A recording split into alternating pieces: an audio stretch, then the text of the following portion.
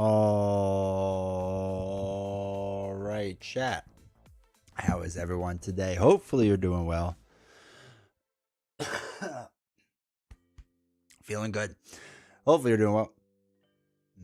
Um, welcome. Welcome. Hopefully everyone's good. Tiger Forever. Yep, totally not the Terminator. 100% sarcasm rating. It's definitely not. I see no similarities with the Mark V, Connor John, the Mark 10, and they just call him the Savior. They don't call him Connor John. Who's this? Cat. Instead of Sarah Connor. That's right. That's right. Keith, welcome to the chat. First one here live. Yes. Hopefully you're doing well. Beast, no, good to see you. Hopefully you're both doing well. It's not Sarah Connor. It's Clara Fonner. Okay, just checking. We won't sue. I wonder how they skirt it. Like, I know they kind of fly under the radar, but man, they get close. You know what I mean? They get pretty close. Been busy. I finally got a chance to watch the stream. It's going to be nice. Appreciate being here. So it's full of the agents of S.H.I.E.L.D. It's all right. All right. Blah, blah, blah. So with Agents of S.H.I.E.L.D., all right, Maria Hill isn't nearly as bad as I thought she was going to be. When she's built out, she can wreck it. I expect her to be like B tier. I think that's what I've been saying for pretty much the whole time. A little worse in solo than the multiplayer. Hasta luego, senor. That one was close, but we'll keep an eye on you. Cyber J's welcome in the chat. Most anticipated playthrough other than Metal Gear? Dude, I appreciate it. I appreciate when people are here for things that are not Marvel Champions. Right? Because you never know when the end's going to be. People are speculating that today on Reddit. When will the end of Marvel Champions be? And people are like, the Shield box is the most creative box they've ever had. We'll see, I guess. I haven't played it yet.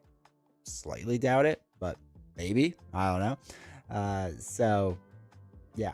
I know at some point the game will end. There was a lot of wild predictions. Ranging from like 3 more cycles to like 20 or something. It was crazy. They probably have a lawyer and retainer just so that they can use his everyone is doing well. Keith, thank you for the gift of sub, dude. I appreciate it. To Paul's casual plays. Make sure I thank him. But I appreciate it, dude. Thank you for the support. I mean, they would need a lawyer to like run it through, right? Like they gotta. Right? Right? I hope so. Evening, y'all. Hope everyone is doing well. Except I keep sitting on my cord. I am doing well. Alex, hopefully you're doing well. Get packs. I don't know why streamer lootbot is like going crazy. I said it to do like once per stream, and it's just like, bro, what if it's like 15 times? Because I'm not even playing anything where this would work. It's on a different website, so it's a pain to change. Yes, I'm gonna warn you ahead of time that this one kicked my tail all around, but there's a trick to it. Once you figure out, it becomes quite easy. Oh, for not Terminator? I thought you meant the shield box. And I was like, really? You had a hard time? Probably 5 more years for Marvel Champions and other games overtake people's interests. Yeah, let's see. Obviously there's some rumor stuff going around with not the next cycle, but the following cycle possibly. And it's a lot of C-listers, which I would be crazy if they started doing C-listers in the game. Honestly, I think that's gonna be the slow death of the game, is if they're trying to space out like their heavy hitters more to like make the game last longer. I think you just go heavy hitters, do it soon. But yeah, as far as like if they do 2 more cycles or if they do 2 cycles a year, I give it a solid 4 to 5 years. After that, it also depends heavily on what Caleb's working on.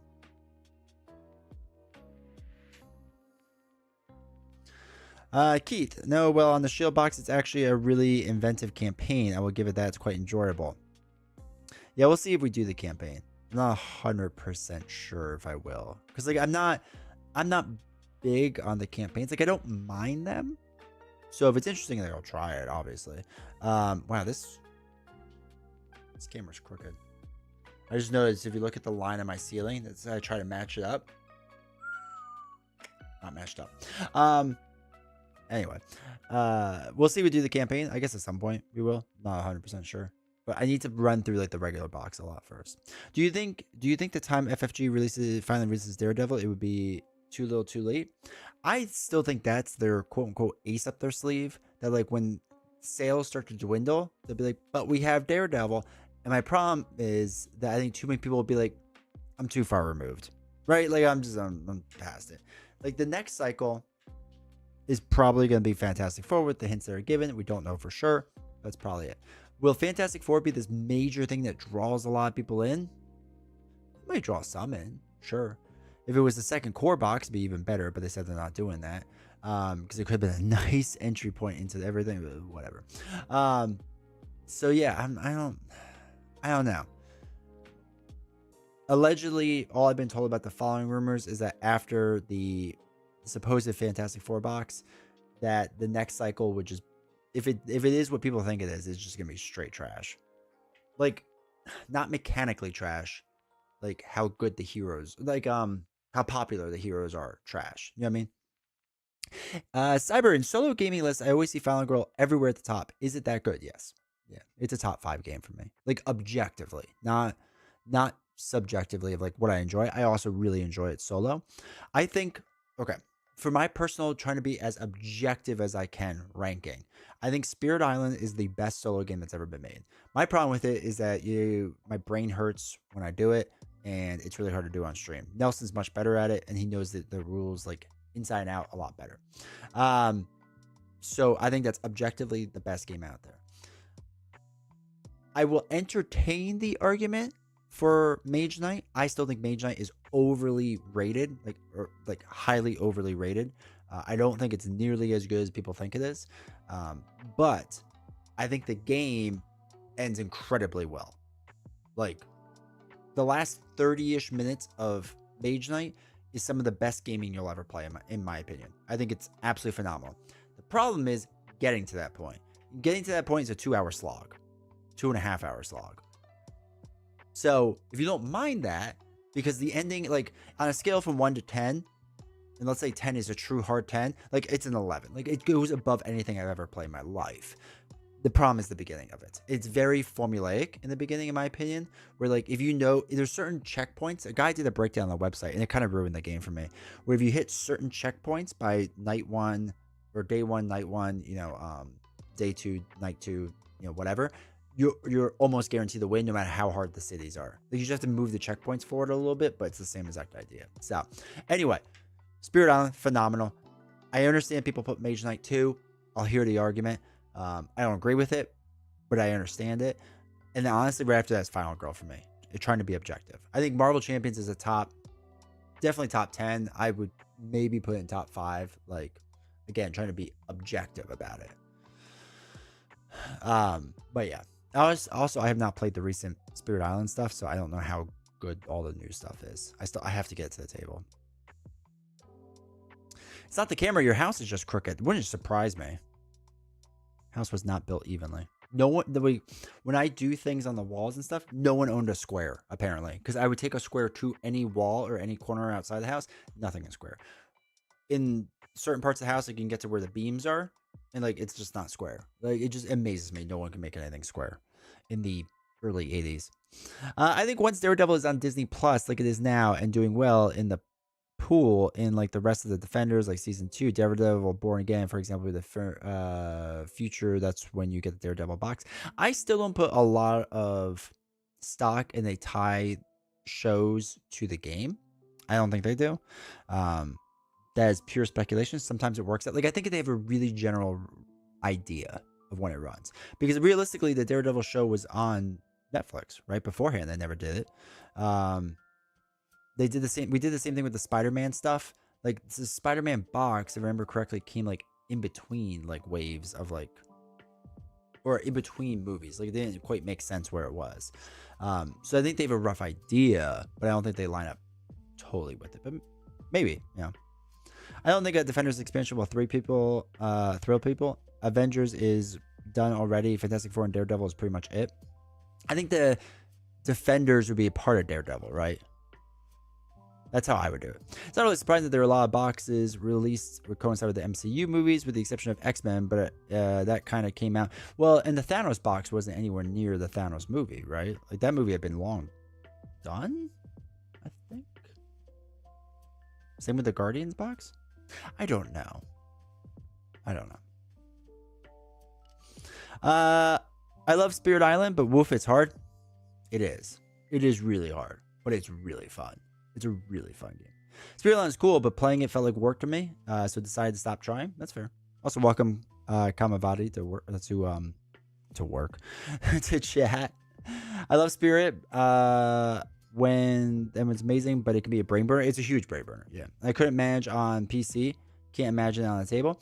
I think it's easier in person, but I'm not good at playing digital versions of board games. Like, I'm okay at it, but I'm not as good. Like, I'm better on the table. Over the board, some would say in chess. Well, if you think about, like, Fantastic Four is coming out in the summer, and that's going to be the next box. Yeah, but again, with the other examples. Like, I would have to line it up. Because I remember us, like, generally talking about this before, and we did a whole thing. We live on a sphere. Nothing can get square. Yeah, but the sphere is really big, so there's obviously, like, flat parts. Oh, God, I hit all my cards. This is what I get for being animated. So Infinity Wars came out. Double check on that stuff. I'm kind of curious now because I thought we did this and we realized it was all off by like a year or two. I need to get this back on the table. I have Series 1 and Series 2 fully sleeved. Need to buy more for Series 3. Get those sleeves. As a big zombie fan, what's your take on the zombie expansion for Final Girl? Which one's the zombie expansion? Is that one of the small decks? I don't think I've done it. Was it Series 3? I don't remember zombies.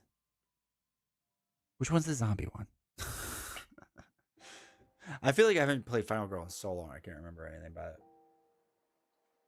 I quickly glanced through the rules before I set everything up. It's going to be a rough go. Mad Titan came out in... Okay, so it's 2 years off. That's what I'm saying. Like, all of it's relative. Like, it's close, I guess. But it's not, like, super on. It didn't have its own box. It was just a little deck thing. Oh, yeah. I know what you're talking about. Yeah, because the first one was like the birds, right? I haven't played the vignettes, right? I think that's what they're called. I haven't played them. I don't play this game nearly as much as I would like. Yeah, we were all here on the stream shift. I realized taking time to actually go outside, just to go outside, is so beneficial for your mental health. Agreed, 100%. John Lasagna, welcome to chat. I was someone who was super sheltered and never wanted to go out, and I'm making steps by just walking around nearby parks and on Main Street, and it's helped knowing I'm at least doing something productive while also looking at the nature and feeling fresh air. I think I've talked about this in the stream. When I was younger, I struggled with depression and anxiety. Still hits me now and again. I think the two best things you can do for yourself if you struggle, before you get on medication. Obviously, medication, if you have to do it. I personally believe do it as a last resort, but if your doctor says like do it, like I was like do it. But besides that, the two best things I think you can do are go outside, go get fresh air, go walk around town. Just say hi. You don't have to talk to people, but just like saying hi to people like makes you feel better too, right? Just like, especially as guys just didn't like the nod thing, like that, you'll feel better about yourself. Just weird thing. And two is going to the gym or working out. If you just want to run, that works too. Like in the neighborhood, like if gyms give you anxiety, which they really shouldn't. Gyms are the most chill place in the world. But just running is fine too, or fast walking or something. I think those are the two most amazing things you can do for yourself. And I highly recommend if anyone's ever in a bad mental spot. This is why winter is always such a drag and everyone gets depressed during winter, like seasonal depression, because you're not able to go outside as much, generally speaking, and you're not really getting enough vitamin D. We all lack vitamin D of what we need, and it really affects our mental health. And then past that, people, generally speaking, don't work out as much in the winter. And so, yeah, change those two things about you. It'll help a lot, I promise. It helped me a lot, like a lot. Going out and touching grass helps a ton. I'm a fan of mostly clear, sunny days. Yeah. Yep. I'm also a big believer of setting super small goals to achieve them throughout the day. Like stupidly small goals. This is the whole idea. If whether you're a fan of him or not, it doesn't really matter. But this is the Jordan Peterson idea of making your own bed, right? So his whole thing is like make your own bed. And a part of it is to like, he goes in this whole long rant of what it's about. What it really is about is setting small goals to achieve small goals. If you set a small goal early in the day, not only have you gotten to the point where now you control something, and this is a big part of depression, is you feel like you're not in control. You have now controlled something, and you have set an objective, you have met that objective, and you have cleared that objective before you've even eaten breakfast, right? Set small goals throughout the day to achieve those things. It will also help you a lot. It helps a lot more in the winter, I think. In the summer, it's just like, I need to cut the grass. But the Marvel Champions released the same year as Infinity War, so maybe there's some correlation there. Yeah, that's true, Keith. I have hella anxiety, and I have shirts that really have a unique style, and I've gotten compliments, and it's made me want to go outside more. There you go. I'm telling you, man. Go outside. It'll do you well. I have a pond near my house. It's kind of ducks and geese, and sometimes I'll go there and I'll just be listening to some Pink Floyd and maybe just something mellow and feed the geese and just walk around the park. It's so relaxing. Yeah, I agree with you, Keith. We have a bird feeder out back. One of my favorite things in the world is just sit there and watch them eat.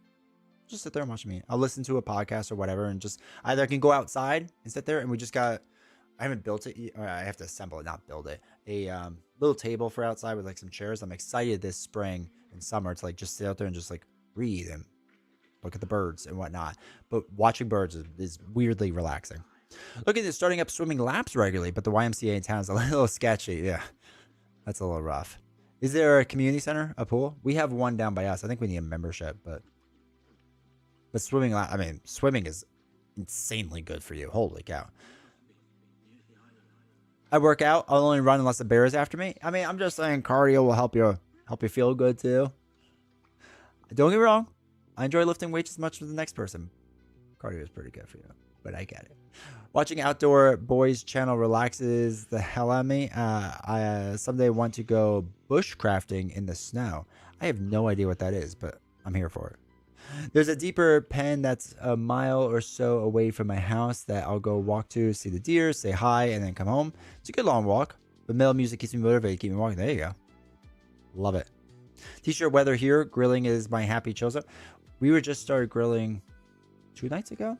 I think it was 2 nights ago. Was the first time we grilled this season. Because I cleaned the grill. Because I had to clean it. Forgot to clean it before and got a little rusty. So I had to clean it. Excuse me. And yeah. Cleaned it and then was able to grill the past 2 nights. Didn't get through it tonight because I made too much food. So, oh, the smell of skunk pee where I live. It's great, right? You could some books with novels, like read some books with novels. I bet she loved that. Yeah, we sometimes read together. Sometimes, not as much as we used to. Swimming is definitely my jam when it comes to exercise. It's incredibly good. Here's the reason of Wingspan's popularity. It's the only reason I bought the game. So I was like, oh, I can look at birds closer. Okay. Smoking a pork butt is heaven in my world. My buddies are really good at smoking food. I never got into it. And not that I'm against it or anything. Obviously, the food's great. I enjoy grilling, and that's good enough for me. Have you played all of season 3? And of which I have not played any of it, Andrew. Like, you're literally going to tonight watch the first of me playing Series 3. And we're going to do the Terminator. Because I got to do the Terminator. I'm a huge... Growing up, for whatever reason, my mom let me watch the Terminator. Probably shouldn't have let me watch the Terminator. But she did. And I got addicted to it. I remember I was really sick. I missed school for like a week or so. And we went to a Blockbuster. And she went to a Blockbuster and rented the Terminator 2 for me because I really wanted to see it as like a 8-year-old, you know. And I remember I watched that movie on repeat when I was like it ended. I took it out of the VHS tape out, or out of the VCR, and then put it in the rewinder. It was a little car, rewinded it, popped it back out, popped it back in, and that's what I did for a week. So I'm I used to be able to quote that movie really well. I can still quote it, but smoking takes patience. But oh man, is it worth it to have a good smoked turkey on Thanksgiving? Yeah. Just before T1000 is added in Mortal Kombat, let's go. I have not played the new Mortal Kombat for like a month. Like, I know some of the DLC came out. Like, I know Peacemaker came out, and I haven't played with him yet. I love the Mortal Kombat games. Could never do it on stream. little too family friendly. But I do love this game. Terminator was terrifying when I first seen it. I don't know why I was like, yes. I loved it. I love all of them. I love the bad ones, aka anything after 3. But I'm here for it. I've done Killer from Tomorrow, and I did Hell's Razor one, and I'm currently doing the Not Stranger Things ones. They're all really good. There are I think generally speaking, I've liked all the boxes they've done. I mean, I like some more than others, obviously, but I like all of them. Great with Terminator 2 on Laserdisc. It's so fun to have to get up to flip or change the disc to continue the movie. That's hilarious. I watched Terminator 2 and both Predators so many times in my childhood. I only really watched the first Predator. Was it just the Predator? I think that was the first one. With Arnold and oh my god, Creed. Apollo Creed. Not Creed. Yeah, Apollo. Yeah, I'm saying that right. You ready to fight against non-copyright skeletal robotic man? I know, right? The Mark V. Welcome, though. Hopefully doing well. My dad let me watch Hellraiser when I was 5. He was a good dad. I turned out okay. There are so many things. I remember. No, Jesse Ventura, but who's the other one? Carl something. Not Mayweather. Carl Weathers. Thank you. He's in the Arrested Development series. Fantastic at that. I remember when I was young, 6, 7, 8, whatever. We went to, on my dad's side, my grandparents' house up in Buffalo. And they were like, oh, you like video games? And my dad was doing something. So I was watching this video game play. And it's basically a horror video game. It was like one of those ones where like the people are actually real on it, but like, really pixelated because it's bad graphics, and then like it was like a static background, so like you moved like an actual person. Does anyone remember those games? Like Myst kind of did this, right? With like the images of real recording people and stuff like that. I forgot what the game is called, but it's basically just this horror game where you're just like murdering people. Like this house is like slowly turning you crazy, and there's like a magician or something. I remember looking up later on. Anyway, I should not have been allowed to watch it. It was not good. Seventh Get, I don't know. I'd have to relook it up. It was on the PC, and this would have been like 92, 94 probably. PC horror game 90s actual, and like there's a whole like documentary on it, I think, because like the lady, like I think you're a female lead, or maybe and like she was treated really poorly.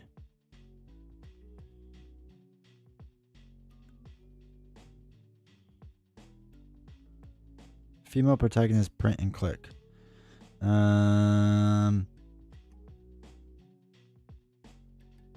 Wasn't time travel.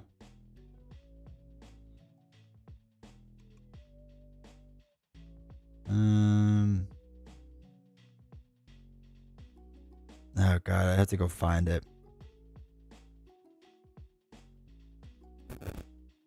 Oh, Phantasmagoria. Oh, Lorem's got it. Phantasmagoria. I'm pretty sure that's it. That sounds really familiar. Phantasmagoria game. 95. Oh, I was 1 year off. Let me look at the images. Yep. This is it. So it was like, it looked like this. Right? So like, it's like a legit person, but like a background, whatever. And she like moved around. Dear God, I still have nightmares of that thing. Like every now and again, like I'll wake up and I'll be like, oh my God, I'm in that game. It was messed up. It was a messed up game. Jesse Ventura, I remember power watching Aliens when I was a kid, dude. Aliens I loved. Only movie I can quote, Smoking the Bandit and Enter the Dragon. Enter the Dragon's a really good movie. I've only seen it like 2 or 3 times though, but I love Bruce Lee films. I also am really a big fan of Ip Man, his stuff, or not his stuff, but those movies. I had my first panic attack in that movie. Oh God, everything highlighted. I had a Predator movie, so that was fun. Carl Weathers. Seventh Guest, drinking water is also, yes, drink lots of water. Take your vitamins. Do the Hulk Hogan thing without being Hulk Hogan. say your prayers, take your vitamins. Try having your mom be like, let's watch this Amityville 2 The Possession when you're 7. The movie messed me up at 7. I can't stand any possession movies. No way. Hydrate. Appreciate it. Yeah, Lauren, you were right. Phantasmagoria. The Terminator movies took a turn when a grown-up John Connor comes back to the present, but turned himself into a Terminator. Yeah, they get weird. Was that the one with Christian Bale? Night Trap was sheer terror. Ugh. I think that was a sequel or a sister game to Seventh Guess. I Have No Mouth was goated. It's a little floating sphere that does stuff to people. Yeah, I kind of remember that. I don't really like horror games. I like that. Like the amazing thing to me with Final Girl is I don't like horror movies. I don't like horror games. Right? I like Resident Evil enough, but that's about it. Like I'll play them casually. But I really love this. Probably because it's so cartoonish. The Exorcist edited TV version of Halloween when I was 11 messed me up for years. Christian Bale. Oh, Salvation. That's right. Just how many of your just how your kids' child playtime during Christmas. No, dear God. That stupid doll. I was like 9 when I watched Nightmare on Elm Street. That messed me up for years. I remember watching that too. That was not a good one for me to watch. Pet Sematary was a trip as a kid. Also, okay, so the other thing too. Speaking of your house, House of Leaves.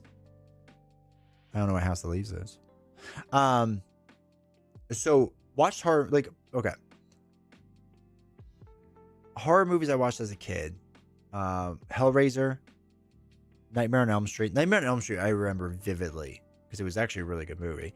But it was still nightmare fuel. I shouldn't have watched it. Whatever else. And then I remember later on, like I feel like we got kind of, I don't know if I just grew up or what, that like, you remember like when Scream came around and everyone's like, oh my God, this is the greatest horror movies in sliced bread. And I watched it when I was like a teenager or whatever. And again, I still don't like horror movies, but it never felt as like as psychologically scary as like Nightmare on Elm Street was, right? Like the fact that like they were gonna get you in your sleep, like terrifying.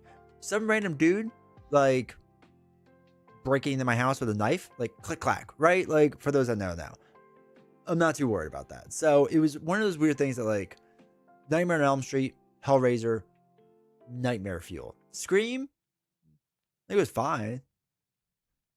Though, to be fair, Final Destination, I still can't drive behind a log truck. No, thank you. I was watching so many horror movies as a kid, but nothing messed me up like Killer Clowns from Outer Space. I never saw Killer Clowns from Outer Space, but I was a big fan of Attack of the Killer Tomatoes. Not the same level of movie, but I feel like the same quality of movie. Nightmare on Elm Street objectively is a good horror movie. It was good. I never want to watch it again, but it was good. It's a book. The House of Leaves book is. It's quite an insane one. Way different than most books and intimidating one. That's interesting. I love Scream franchise because of the fact that it was like a meta commentary. No. I think that was the great part of it because was it Drew Barrymore was the big actress name that they had in the beginning? Was that like their big A-list celeb was Drew Barrymore? And that's when they like, spoiler alert for a 20-year-old movie, just like murdered her right in the beginning. That was like the big thing, right? I feel like I wasn't old enough to appreciate that. You know what I mean? Scream wasn't scary. It was just refreshing at a time like Deadpool is now for comic. Okay. Scream is the top movie. Scream is the top movie for me. Saw it in 8th grade. Not the same as 80s slashers, but it was also great. Best meta horror movie is Cabin in the Woods. I don't think I've ever seen that. The Menu was actually pretty good. Never seen The Menu either. House of Leaves is the only true meta book. The other thing too, speaking about horror movies, there's actually one franchise I don't mind, and that's the Saw movies. I'm actually excited to play the Saw box because I think the puzzles are interesting. Like there's a video game, the Nonary Tales, like 999 Room. It's a visual novel game.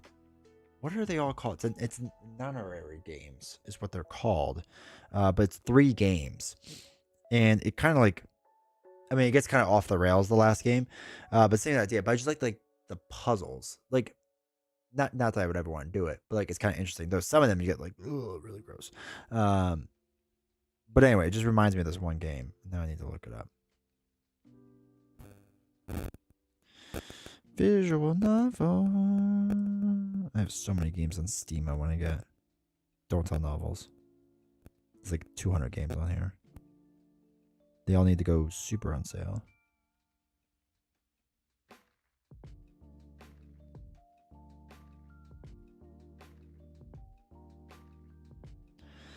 I can't find it. And it goes this high up.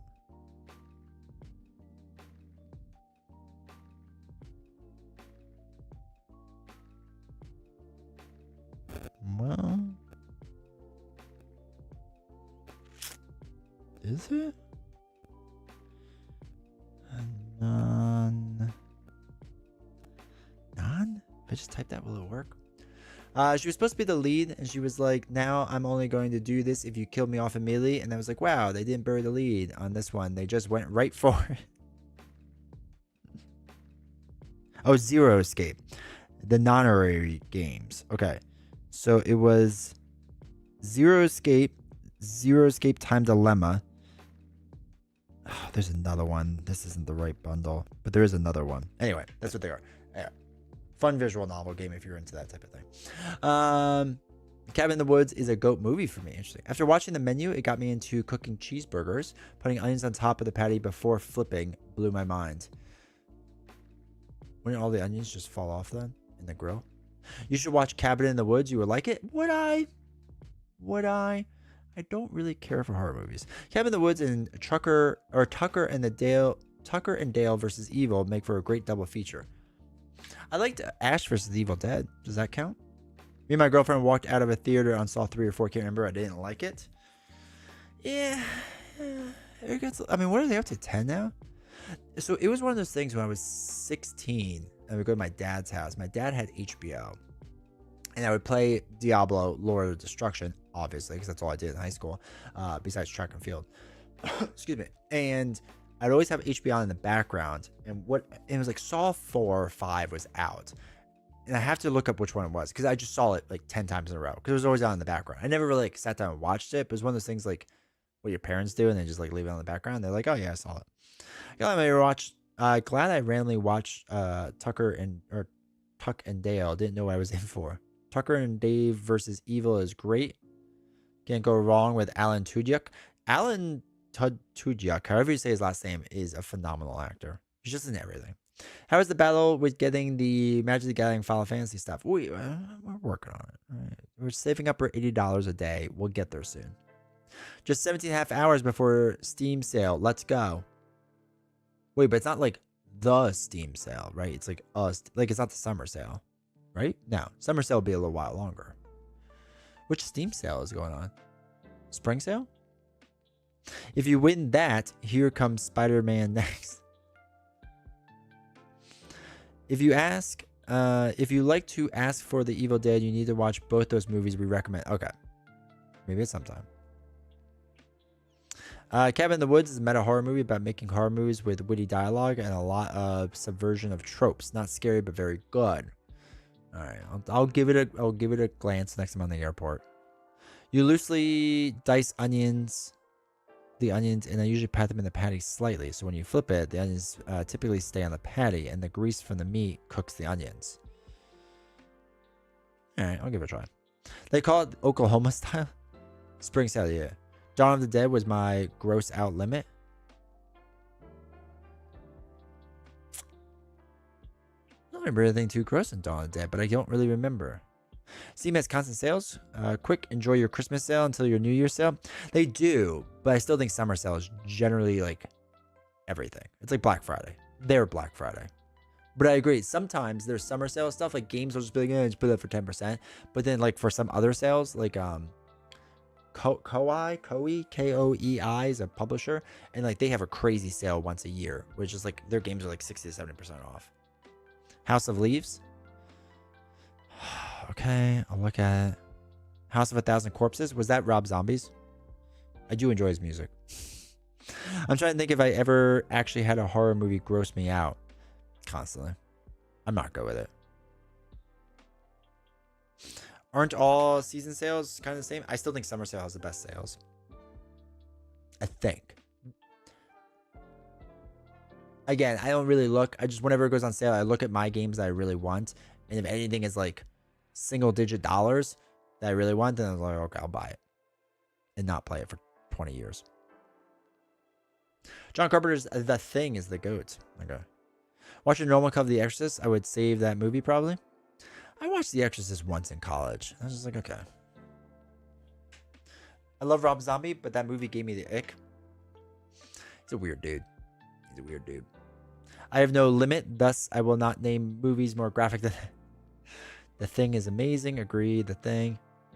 Hey, Sean, how's it going? No, we're just discussing horror movies because we're gonna be playing a horror video game. Hope you're doing well. Favorite movie, D20?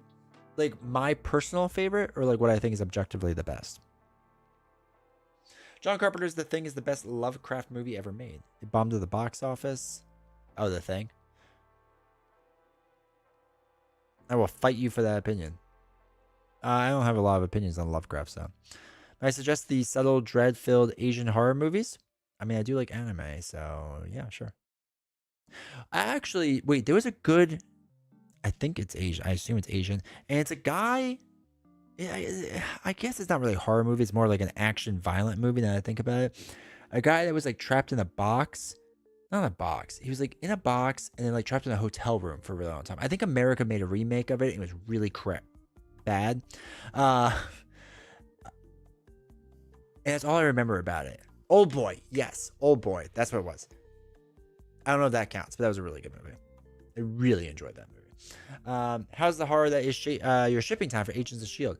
So, Agents of S.H.I.E.L.D. will be coming Friday, which means we'll do a Monday stream for it. And I'm going to start earlier. I'm going to start probably at 7 o'clock because we are going to stress test some stuff with that. I'm hearing so many conflicting reports about S.H.I.E.L.D. that I don't know what to believe anymore.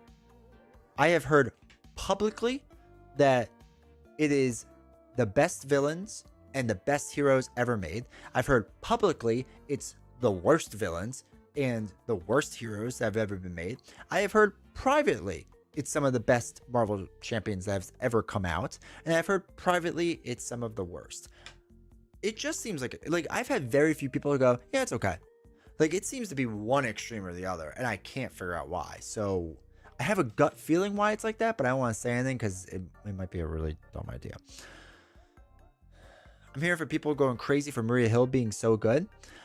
See, here's the thing. I've heard she is stronger than Strange, and I've heard she's incredibly weak. And what I've learned from that is people that say she's really strong have only really played her against the S.H.I.E.L.D. villains, which has me thinking what the S.H.I.E.L.D. box is like. And people that say that she's not as strong as people are saying played her against like Ronin, Venom Goblin, Thanos, different things like that. Like played her expert. So I don't know what to believe out of it yet. That's why I want to like really run through it hard.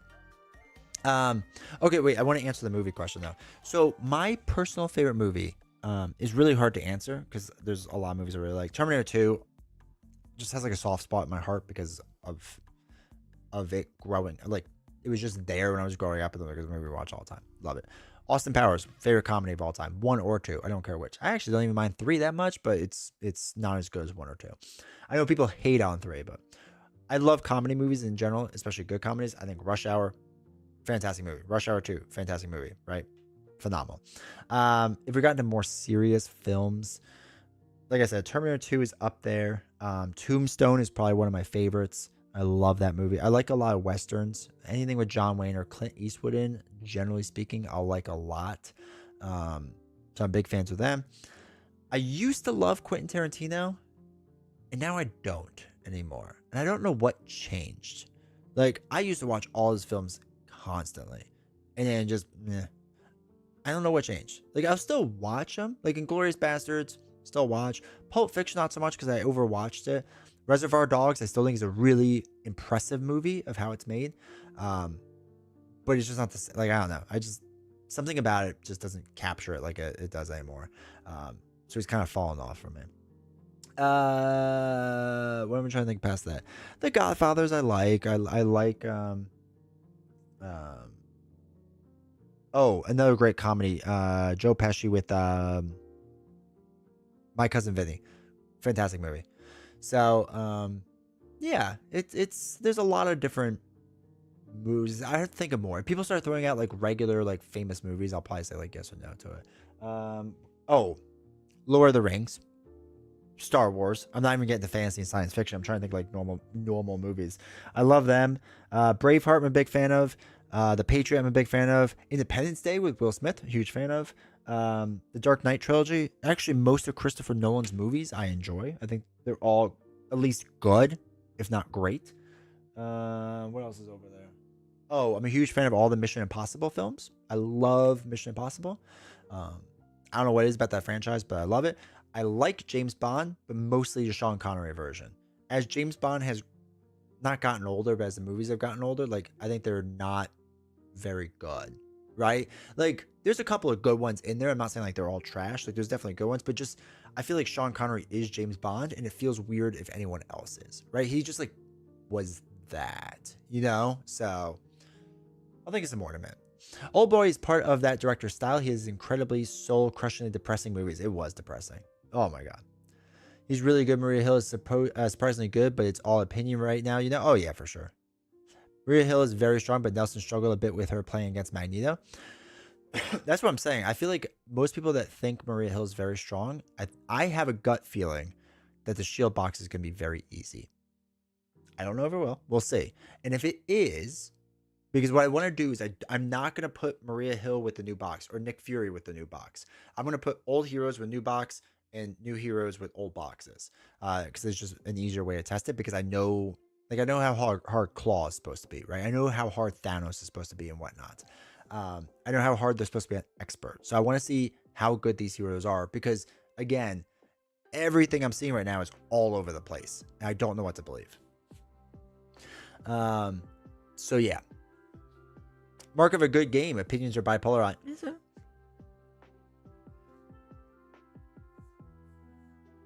Oh, Nick Fury is really good. Personal favorite movie of all time is Dazed and Confused. I don't mind that. Is that that's Matthew McConaughey, right? Like they get older and I stay the same age. And Sean Penn. I like gold. Smoking a pancake. The Search of John Wayne. Great movie. Agreed. The Quick and the Dead. No. Speaking of Westerns, may Gene Hackman rest in peace. Dude, I haven't followed what's been going on with that. Like him and his wife died and their dog. Though I think they were saying he has dementia or had dementia. So that she might have gone first and he just like didn't know she was dead. Tarantino lost his pizzazz. Yeah. Duke and Eastwood. Knew there was a reason I like him. I made Novels watch some of the Duke's movies. And I think she didn't love him, but she kind of respected it. You know what I mean? And I'll take that. But then she saw Tombstone and it blew her mind. I still think Tombstone is the best Western. Definitely feels like current versus legacy thing that Fantasy Flight Games was talking about with this. Certain cards and abilities will play differently. Though I only played Agents of S.H.I.E.L.D., Maria Hill, Nick Fury. Yeah, see, like, we don't know if, like, it's supposed to be kicking in yet. Like, it's supposedly not, but it is? I don't know. What about Good Morning Vietnam, one of the best comedy drama movies ever made? Okay. So, here's my opinion about Good Morning Vietnam. It's a fine movie. I'm really tired. I don't remember a lot about Good Morning Vietnam. Because the thing is, I don't really like Robin Williams. I don't think he's a very good actor. I think he's one of the most overrated actors of all time. I know, love his stand-up. I think he's a hilarious stand-up. I don't think he's a very good actor. I like Good Will Hunting, but I think he's one of the weakest characters in that movie. I know I'm going to get hate, but I'll live with it. Also, very close to my liking. Jackie Brown is low-key one of his best movies right after Pulp Fiction and Reservoir Dogs. Jackie Brown is an underrated movie. It just, the problem is, like, it was what? Reservoir Dogs? Oh, what was his order? I just remember thinking, like, it kept getting better. And, like, imagine, like, going upslope. And then, like, Jackie Brown was, like, here. Like, after Pulp Fiction. Because I think Jackie Brown came right after Pulp Fiction. So it was Pulp Fiction. And then it was, like, here. Which is, like, still really good. But it was just, like, people expected, like, better than Pulp Fiction. And you just weren't going to get that. I will watch any Christopher Nolan movie. He's earned that place in the pedestal for me. His next movie is The Odyssey. We'll take on it. I can't wait. We still have to watch Oppenheimer, which I want to 100%. The Odyssey I'll watch. The only thing I'm not excited for with The Odyssey is allegedly Zendaya's cast in it. The thing is, like, I don't mind. I'm sure she's a very lovely person. I'm sure she's very nice. She plays the same character in every single movie I've ever seen her in, and she's just in every single movie. And I'm really tired of seeing her face in everything. Like, can we just not? Can we just not? I'm sure there's other very talented actresses we can cast. I'm just tired. I'm tired, bro. If you want your soul crushed further, you can watch Mother. I don't think I do. Maria Hill makes Agents of S.H.I.E.L.D. villains stupidly easy. Still fun, though. See, that's not fun to me. And that's my worry. Like, I don't want things to be stupidly easy. I want things to be challenging somewhat. But that's why I want to run her the paces through other villains that I know are hard and see how well she does against it. And, you know.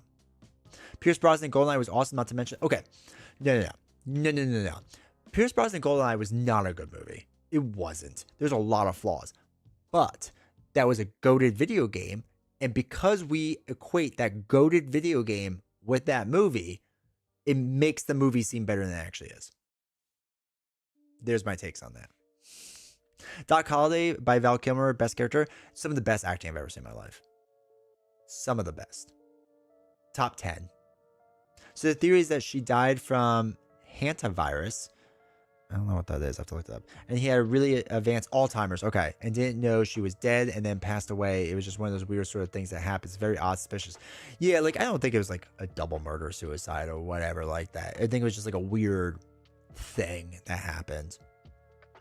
Need to get some pitchforks for Robin Williams' take?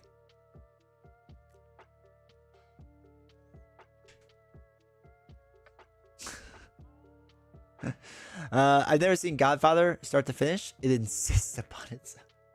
What kind of movie do you like? The Money Pit. I've said it. Have you never seen the first Godfather? The first one is really good. I'm a big Marlon Brando fan, so I really like watching anything he's in. I think he's really good. Later Marlon Brando with like Apocalypse Now is a little rough because he just chews up the scenery a little too much, but like it's nice in its own way. The Godfather 2 I think is actually overrated. I don't think it's as good as 1. It's a very good movie. But when people are like, oh, it's easily better than the first, hard disagree. I think another hot take, I don't think Al Pacino is that good of an actor in general. I think he's all right?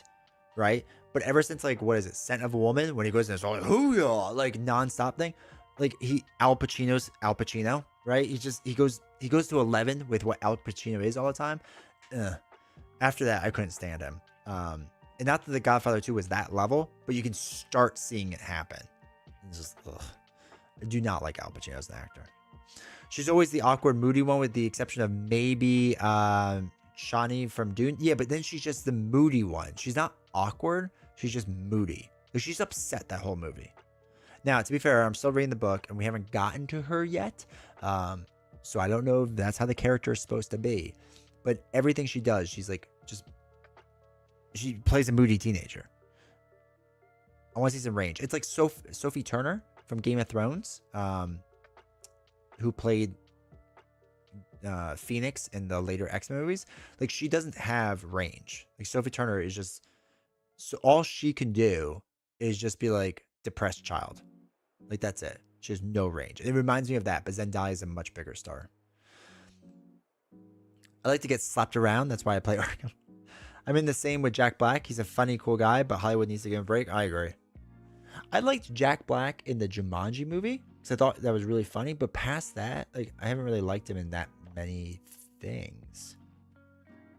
GoldenEye, the video game, is amazing. Agreed. I'll be your Huckleberry. My hot take on GoldenEye: I hated the game as a kid. I came from PC death matches and thought first-person shooters in Nintendo was trash. No, I respect that. Since I never played PC games, I am now a part of like the PC race, right? Like, yes, I will pick PCs over consoles anytime now. I just didn't know back then because I only played consoles. Please tell me you've seen the movie Heat. Yes, I've seen Heat. The problem is Heat's like really long and boring. I watched it when I was like 18 at my grandmother's house because she was doing other things. I was like, I'll watch Heat.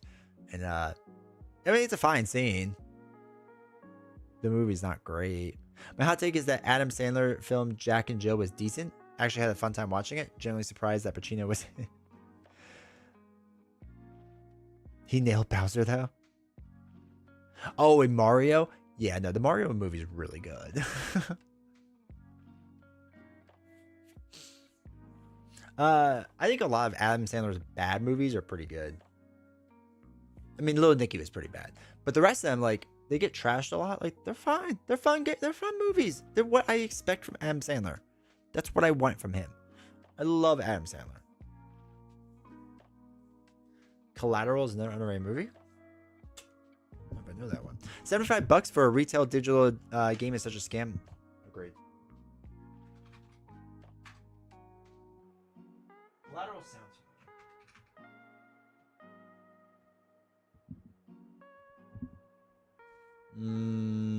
No, this is not what I thought it was.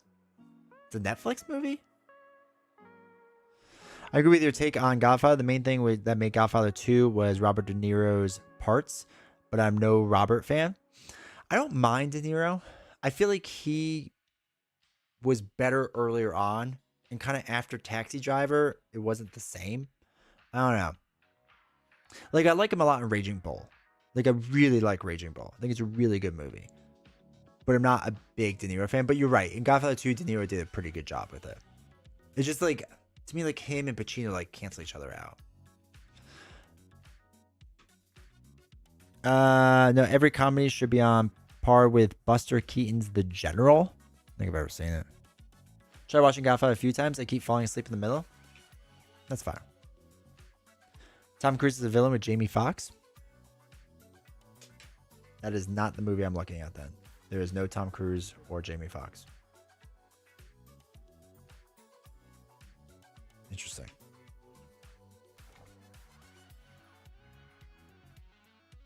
I was looking at 2018. This is 2004. Okay. A cab driver finds himself hostage in the gate. Oh, I know this movie. Yes. I have not seen it since it came out in 2004, so probably 2006. But yes. I do remember liking this. What about Goodfellas? I like Goodfellas. I think it's fine. Best Robert De Niro was Meet the Parents. It's pretty good. Could you milk me, Greg? Goodfellas is good? Yeah, it's good. I like it. My favorite thing is still when they didn't get approval to have the American Airlines on the boarding ticket. So, like, they had to block it out, and it was just so poorly done. Clara, I saw the movie reaction. Everything was good. One year that somebody was nominated for Best Actor, Best Supporting Actor, and that was Jamie Foxx. Yeah. I know there's a lot of people that hate Tom Cruise. Like, I still like Tom Cruise as an actor. Maybe not as a person. Maybe he's a little crazy. But I think you have to be a little crazy. I've come to the realization that if you're not crazy, you're not going to be a good actor or actress. Like, you kind of have to be a psychopath. So, if my actors or actresses seem like normal human beings, they're probably not going to be good. I don't really want to see their movies. Kind of have to be a psychopath.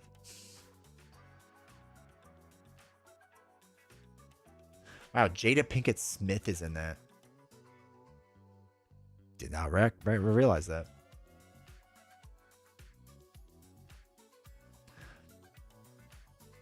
I enjoy his acting and his personal life. It's not my business. So, Keith, I 100% agree with you on this. And this is, so there's a lot of people, artists, directors, that I don't agree with their positions on different things in life and things they've done. And I try very hard to separate the art from the artist. There's sometimes you just can't, like, there's certain lines you can't cross. Usually abuse of other people. That's just like, everyone just kind of turned and ignored. That's my line probably. But past that, I agree 100%. It's the same analogy I give about the plumber, right? Like, I don't care what the plumber does in his or hers off time. I care if they can fix my sink, right? And that's how I treat actors, actresses, generally speaking. Now, if I found out my plumber was abusing his wife well, maybe I'm not going to support him. You know what I mean? That's probably the line that gets drawn. Keanu Reeves is a good dude by all accounts. Does good movies. I love Keanu Reeves. John Wick movies, the first Matrix, all up there as well. Yeah. There's a whole story with, like, the first John Wick movie was, like, how they ran short of funding and whatnot, and they let some actress, I can't remember who, she was famous, like, basically lent out, like, the money to finish it, and she got a bunch of royalties off of it. Nick Cage and William Dafoe both seem completely normal. Oh yeah. The thing with Keanu Reeves, though, is like the dude doesn't have range. Like, okay, I like Keanu Reeves. I like his movies. The dude does not have a range. I'm sorry. Like, The Matrix and John Wick, it's like the same movie. As far as what the main character does, right? He doesn't have acting range. But I don't need him to have acting range. I just need him to just murder people for 2 hours on screen in really fun and realistic ways. Well, in the beginning it's kind of realistic, and later on it becomes not so much in the like up to the fourth movie. But yeah. Cruz is a little high strung in real life. He needs a chill pill. Dude, he has. If you were taught what he was taught in his cult, and I'm sorry if you're a Scientologist, but it's a cult. Sorry. If you were taught, because I read a lot about it, because I was not that I was curious to join. I was curious of what they believe, and I get why he's high strung. I would be too if I was a firm believer. Sorry to all my Scientologist fans. Like Kanye. Kanye's a psychopath. I used to like Kanye so much. And ever since what he's turned into, no. I can't support the dude. Kanye was one of those guys, like, again, I could have separated for a while, but you're crossing the line. Like, I'm sorry. Neil Gaiman stuff, Neil Gaiman's a perfect example. Now, I still want something. I don't also believe in that we should judge people in popular culture through just what we hear and whatnot. I want to see an actual trial with evidence and found guilty by peers before I jump too hard on anything. But with that, are that many people lying about him? Probably not. But I want an actual trial, right? I don't want a trial just done in the court of public opinion. There we go. That's what I'm trying to think of. But I feel you on that. Keanu Reeves gave one of the best response to a question I've ever heard. He was on Stephen Colbert and Stephen Colbert asked him what he thought happened when you died, and Keanu even just thought about it for a second. He said that people that love us most will miss us. I was like, that dude just can't say anything wrong, I guess, at this point. Yeah. I mean, I get that he wasn't pissing anyone off, but you go to heaven or hell. Like, there's no doubt in my mind about that. Like, it doesn't just end. I know people disagree with me with that, but to me, that doesn't make any logical sense. So, but we're not going to get into a religion stream. Keanu does well in certain roles. Same with Ryan Reynolds. Yeah, but apparently Ryan Reynolds is not a great guy. There's very few films I've liked Ryan Reynolds in.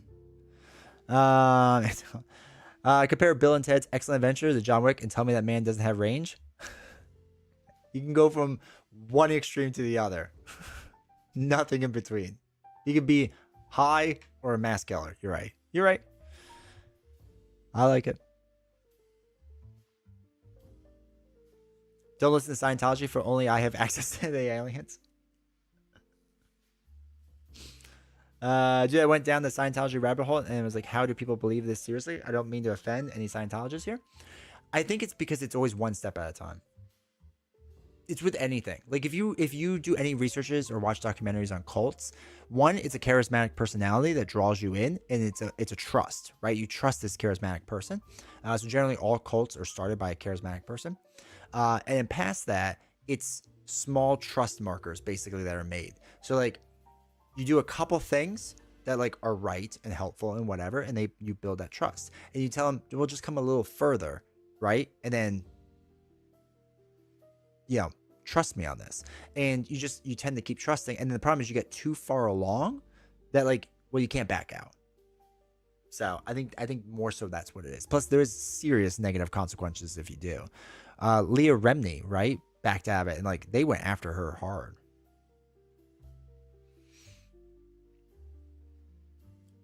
And they, regardless of your religious beliefs, we're all energy. We all know that. And energy is never wasted. So we will be somewhere when we die. Can't be created nor destroyed. Except when he dies. He dies. Hits a sweet spot. A high assassin. It's frog boiling. Yeah. Next thing, you're drinking Kool-Aid. Literally. Documentary about it was fascinating. Yeah. I watched it once. I need to watch it again. Mind Control Made Easy, or How to Become a Cult Leader, is a fun short to watch. It's on YouTube. I'll have to check that out. Yeah, it's crazy. There's a lot of interesting documentaries. But generally, speaking, the vast majority of them are just start off with charismatic people. Then you also get to a point when you trust a person and they join a group, and it becomes group influence essentially, right? Because if your friends or two of your friends join this group and you trust them, and everyone's so positive, like that's the one thing that they say about Scientology, right? Like everyone is so positive and so like reaffirming and just like everything's great until you start really getting deep into it. Like why would you not want to be a part of that, right? So like I get it. Like I really don't. I kind of feel bad for the people that get sucked into it. I like to think they would know better, but I'm sure there's weird things that I do that I should know better. I really shouldn't have eaten 40 jelly beans and 20 donut holes today. I should know better, but I still did it.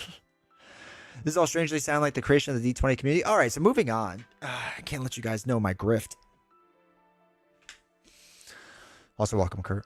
I don't think I said hi. I don't know if that was your first show or not tonight.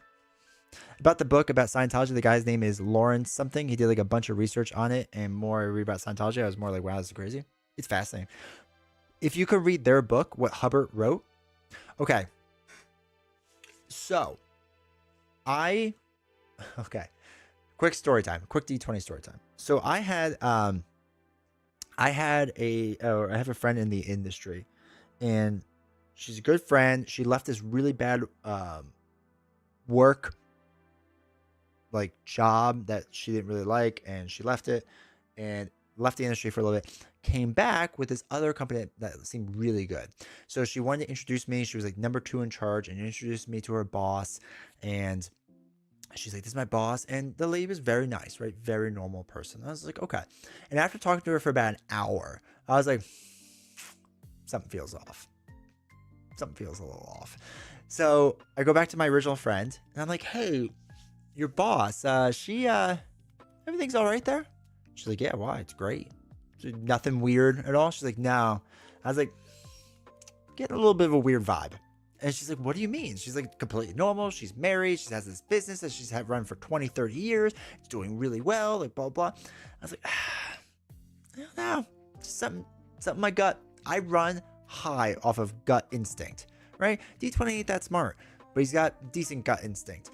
And I was telling her, I was like, I just keep options open. Like I feel weird about this. She goes, okay, whatever.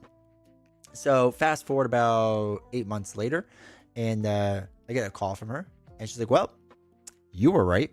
I was like, well, about what? Because I completely forgot about this person's existence.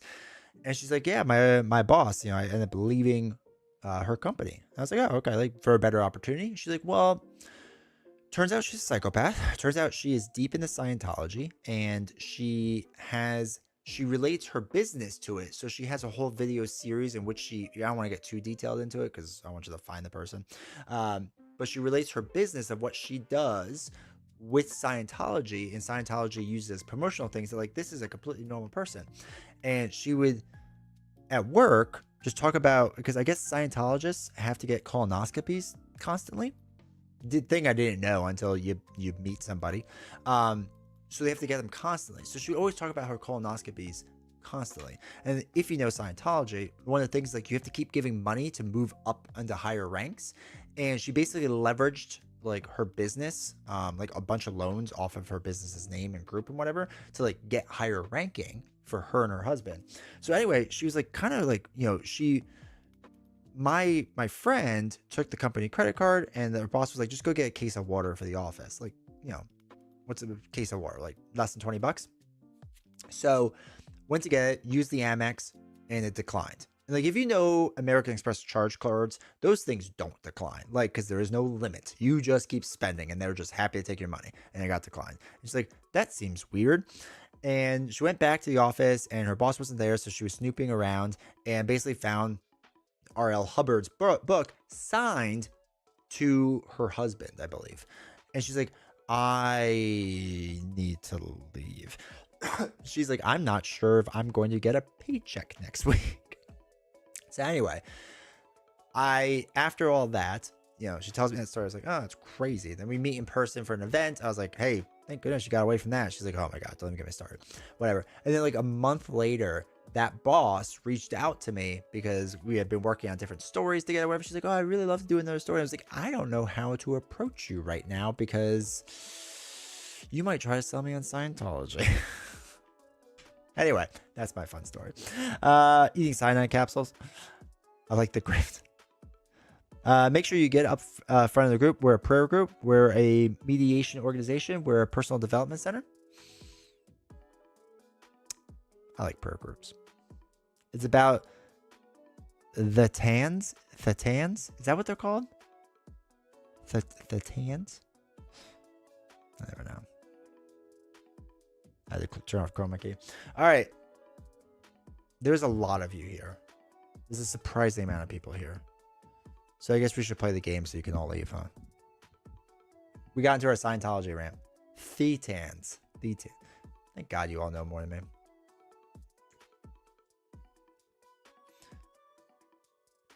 She wouldn't never happen. She wouldn't never have happened, D20, if you believe like I think you do. True believer in everything. It was hilarious though. It was like, oh, because that was one of the things like the boss and I got discussed. Because she did bring up religion. She's like, "Oh, you're religious?" I was like, "Yeah, I'm Christian." She's like, "Oh." I was like, "That's a weird way." Like, I've met other people from other religions, and I've met atheists. And I met everybody. I never responded with, "Oh." It's like such a weird response to it, and I was like, "Oh, you're not a fan?" She's like, "No." I was like, "Oh, okay." Like, I don't care. Like, it doesn't affect my religion or like my belief system, but it was hilarious. I was like, it's a weird way to look at the world. To persuade you. I gotcha. Did you ever watch the thing on Keith Rene on the Nexium cult or whatever? I went down that road too. I haven't watched cult stuff for like 2 years or so I have to catch back up. I don't want to clap too loud because I'll wake up my son. We could continue talking about cults while we play this, but I do have to explain the rules and do some things because this is gonna be a mess. Okay. The Hunter. So we do have a special setup. So let's actually wait. No, did the wrong side. Let's get the top part.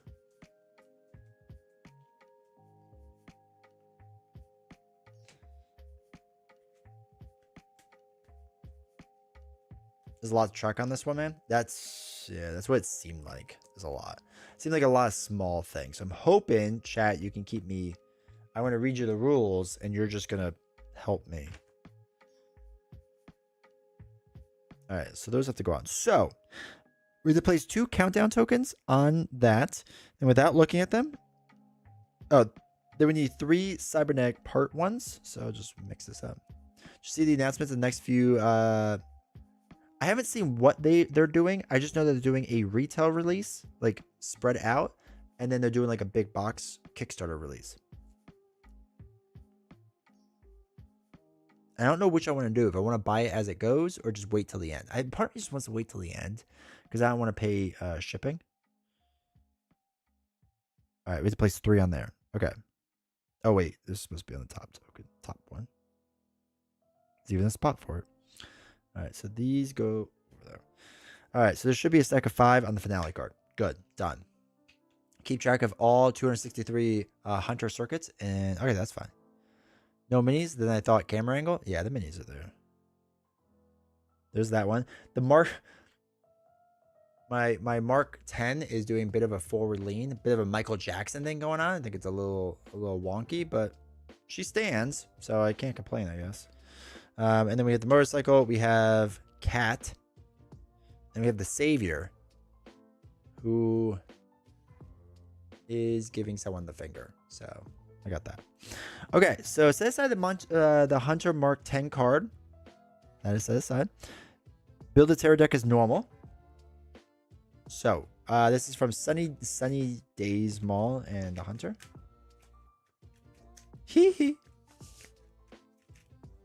Yeah, I slowly tried to like push it backward because it was leaning more. I was able to move it slightly. I should heat it up a little bit, but I always get afraid doing that. And then I realized it doesn't really matter in the end of the day. You know what I mean? As long as it doesn't break. 1, 2, 3, 4, 5, 6, 7, 8, 9, 10. I think it's 10 cards, right? Yeah. Step 10 gets 10. That's the only way I can remember that. Step 10 gets 10. Don't ask me how that works in my head.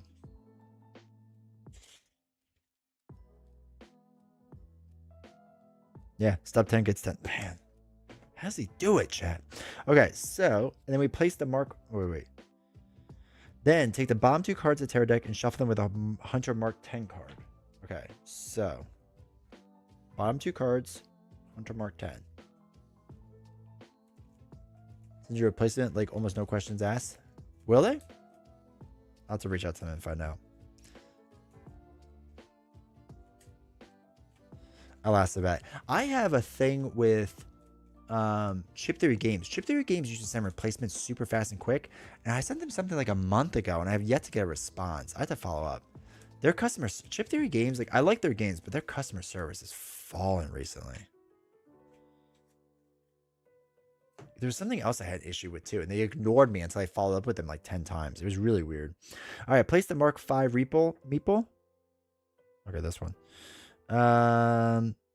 On the killer starting space indicated by the setup card, place the Mark 10 meeple next to your play area to be used later. Okay, so she's just gonna chill there. So we'll let her lean over there. Mark 5 ally card and 4 action cubes. Okay, so that's his ally card for. Oh, that's Glide Glare. The Mark 5 ally card, and that's gonna be the saviors. Okay. So the key things we need to remember with this is the active killer at the start of the game is the Mark 5 model. Near the end of the game, it will become Mark 10 will appear and become the active killer. I don't think the Mark 5 disappears. I don't think. Since the hunter is focused on the primary target, it derives no satisfaction in the deaths of bystanders. So our bloodlust tracker will not go up if they kill anyone else, which is kind of interesting. I actually like that. It's different at least. So the only way it will increase is if it deals damage to you, to me, an ally, or it is damaged. Right? There's only 3 ways it's going to happen. So we have to remember that. Panic phase is a little bit different. Defeating the Mark 5 is a little bit different. So basically, the final health token, the health markers on the killer board, are for the Mark 10. All right. So the final token, which we'll do in a little bit, is for the Mark 10, not the Mark 5.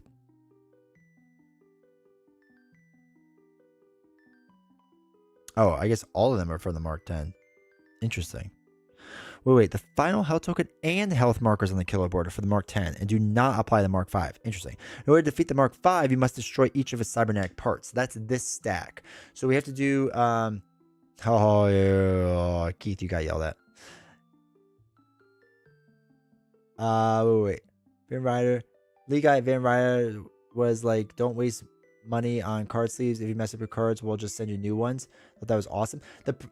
While I like that, I didn't play with sleeves for like 10 games with these and they can start getting messed up already. Actually, I may have a second core box just in case. But that's good to know. But like the cards wear really fast.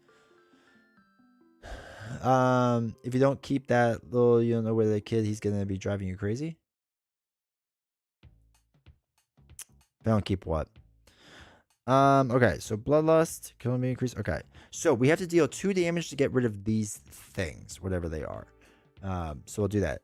When all of them have been removed, then we do the countdown tokens, and then the Mark 10 comes out. Okay. And then they can repair, does some other stuff with the allies. That's all fine. We'll deal with that as we get there. Basically, with him, we can't do any damage to him except for what this is. I don't understand what that card is, though, the ally card.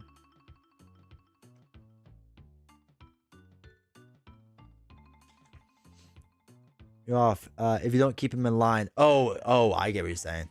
Not John Connor. You repair and convert it into an ally. See, ally rules at the end. Oh, I can get the Mark 5 as an ally. Okay, so that's what that is for.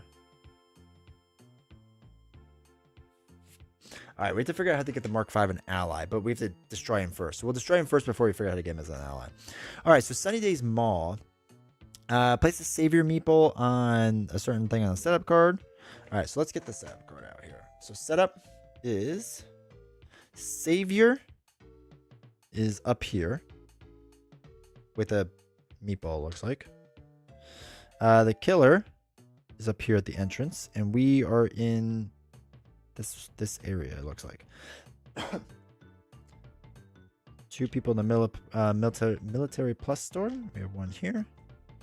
A lot of people in the food court eating food everywhere. Naturally. One's with the motorcycle. We do have a motorcycle there for some reason. I don't know why yet. 2 there. Okay. Hey, Canadian. Could have been Hopla. I know. So don't make the same mistake I did when you use your white cubes for the allies. You put them in the left-hand side, and they slide to the right at the end of the upkeep. Once they slide off, you can use them again. So don't feel like... I'll need you to explain that when we start getting to that, because I'm not 100% sure what any of that means yet. You like new content? I don't know. I've just started. I haven't even started this game yet. We spent a long time talking about cults and movies. All right, savior. Okay, so targeting. So we do have to do a whole thing with the trust card, right? I don't know why, but I know we do. We have to build trust. Savior cards. Okay, that's them. Savior cards in play. Draw a savior card during the upkeep phase. Okay, so we have to do a savior card at the end of the upkeep phase every single time. And do whatever it says. But we only go through the deck once?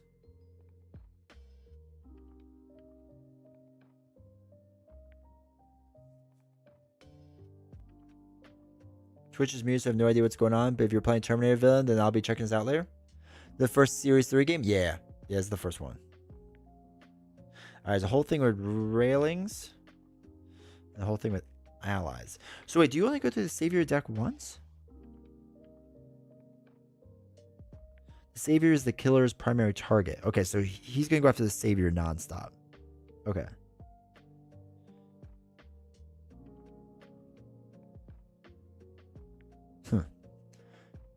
Savior deck 1 time. Okay. Alright, so this is all set up. We have to do our starting event. I don't think I shuffled the starting event cards. Then we have to do the items. And then I think we'll be good to go.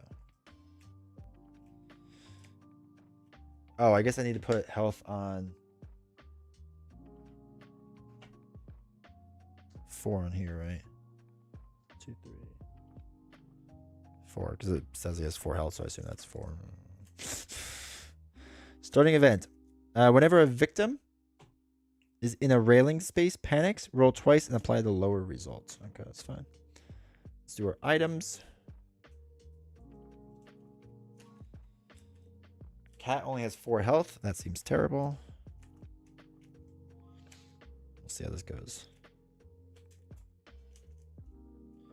1, 2, 3, 4. 1, 2, 3, 4. Oh, the shotgun. 1, 2, 3, 4. Okay. Lucky rabbit's foot. All right, zap music. I definitely want a shotgun.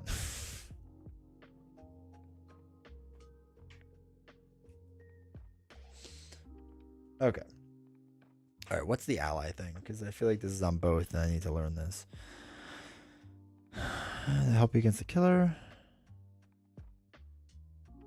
Freely choose who gets attacked from the same space. Not consider victims. Okay. Allies use action cubes to take actions. Or reactions. To take an action, place an action cube on the leftmost space next to the action being taken. An action is not available if there's already a cube in that row for the action. During upkeep phase, move all action cubes. Wait, so can I just do it right away?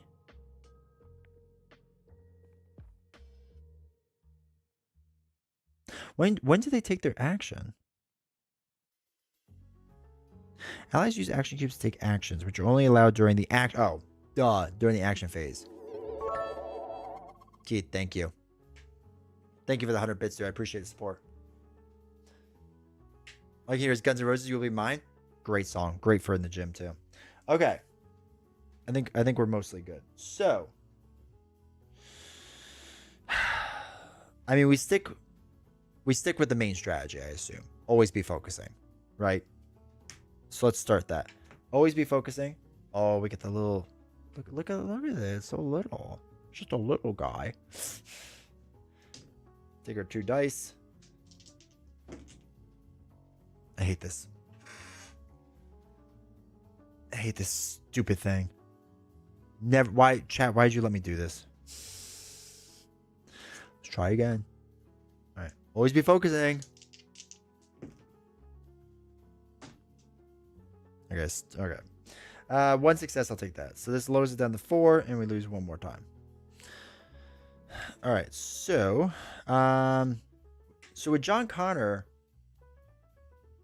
cannot exit the board. Cannot use any ally actions. Oh, he won't do anything with us yet. Do we want him to exit the board? What happens if we exit the board? Is that a good thing, I assume? Okay. So that's that. Really quick, savior cards are used during the upkeep phase. Okay, so we can't trust, or we can't have John do anything, and he's gonna walk to murder. He only moves one step at a time, which is real nice. So, what happens when Cat goes over? Whenever you inflict damage with an enemy with a gun, do an additional 2 damage. Bro, okay, we need to go save some people. You want him off the board? Does he stay off the board then? All right, let's walk.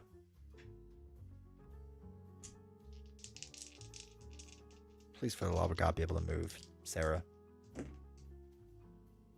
right, move 1 space. We'll move into the food court and try to get them down here. And we lose a time, so we're down to 2. I think we'll stop there. Playing phase will purchase. We'll use our 2 to purchase a sprint, because I want to sprint these people out of here, because I want to work on this card. Because if we can get the shotgun, which is in the zap pack, wherever that is. Oh, up here, zap shack. It deals 1 damage. Plus, if we max her out, we would deal 3 damage total. Right? Seems pretty good. My name's Jeff. Welcome. So when you go into the food court, you need to roll a die to see if you hurt yourself if you jump down. Oh, that's right. I do remember that. All right. So railing space 7 arrows or whatever. If it's 5 or 6, you land safely. If it's 1 or 4, deal damage. I guess I should have went that way. Okay. We have to roll a 5 or a 6. Oh my god. Okay, we damaged our legs. Oh, we never took our thing.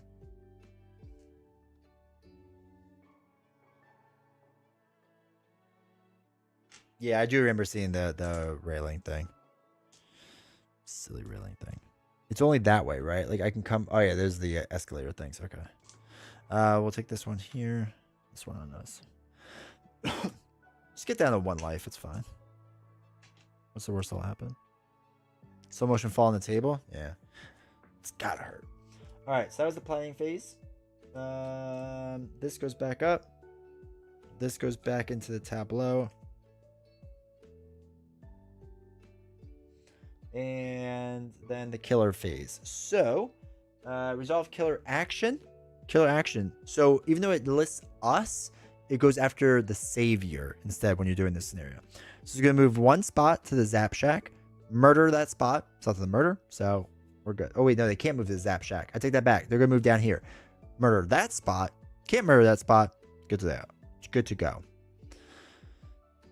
I guess, is he going to murder the people as he goes along? Does he not care?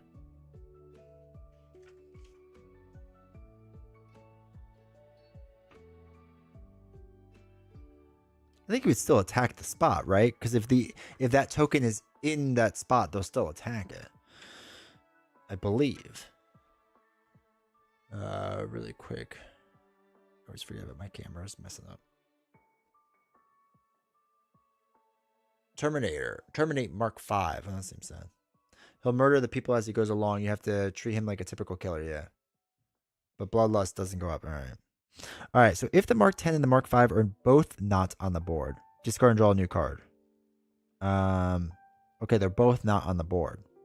So you have to discard and draw the next terror card. That's sad. Okay, next one is Fire Alarm. Panic all victims twice. Son of a gun. Okay. And then they're going to do things. So, we'll do... Okay. Yeah, I think how I want to do this. We're gonna do how we do Metal Gear Solid. We'll go line by line. 1. Panics Jumps off the railing. Probably is going to kill themselves, right? Wait, will the victims not do it?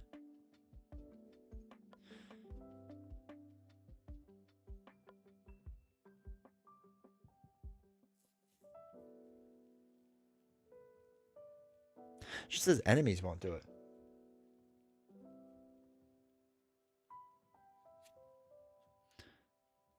It just says victims won't follow you when you jump. Railings have white arrows, blah, blah. While moving, you or an ally can choose to jump from a railing.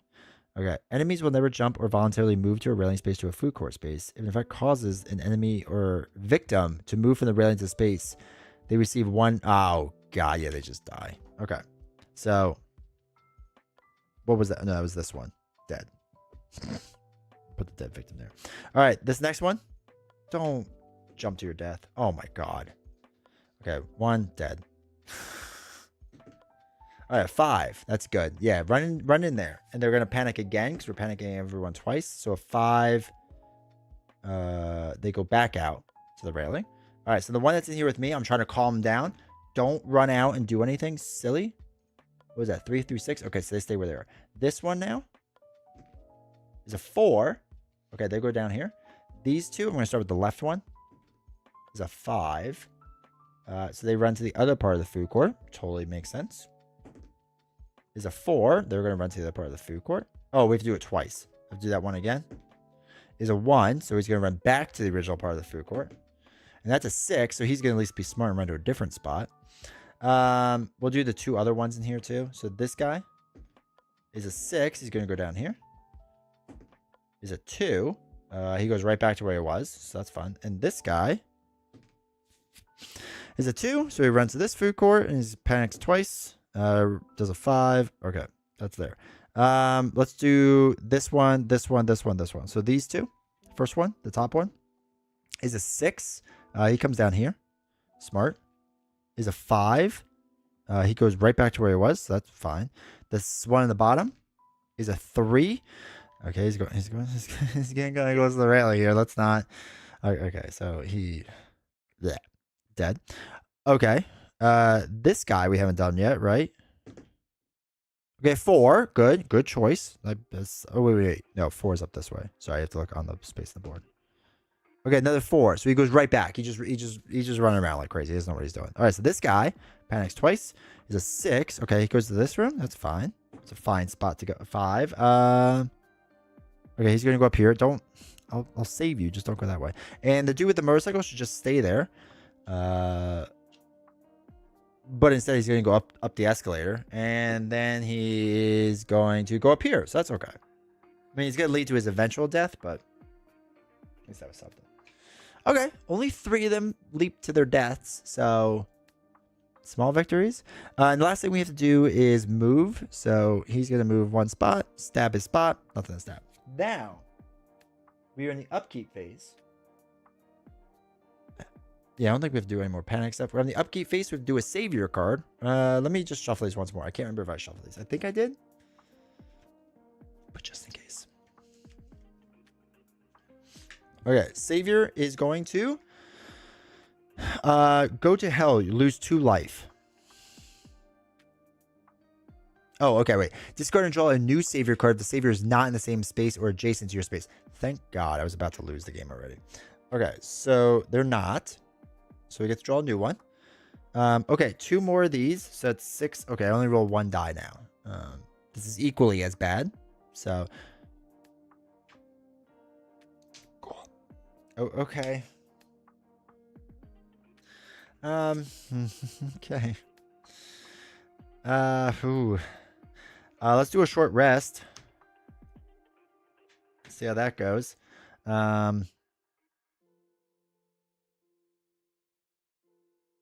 I roll 1 whole die. Okay, I can throw away 2 cards. I will do that. A weak attack and a sprint.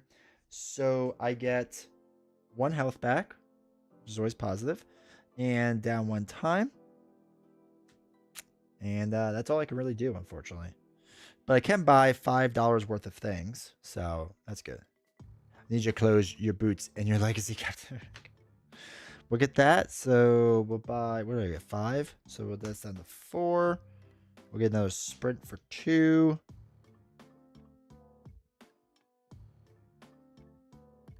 We'll get a guard just in case for no 2. Okay, so that's all going to go back. All right. That's there. So we have some cards now. Solid. Okay, this resets. We're good. His turn. He's going to move a space. Oh, God. Murder his spot. He does not enjoy this. So the bloodlust does not go up. Small victories. Okay, so then we do his terror card, which is, it hits like a freight train. He's going to move and murder again. So does that. Okay. If either you or the savior are attacked in a store or in a space, they receive additional damage, so that does not happen to us. Then the savior card does its thing, and we lose 3 times. Okay. Actually, we should have done the build trust thing. That was my fault.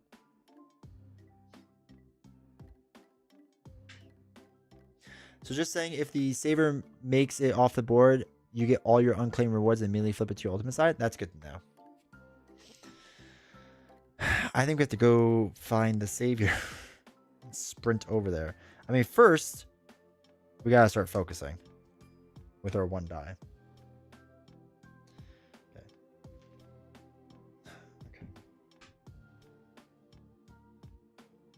Okay. Okay. Okay, chat. Focus again.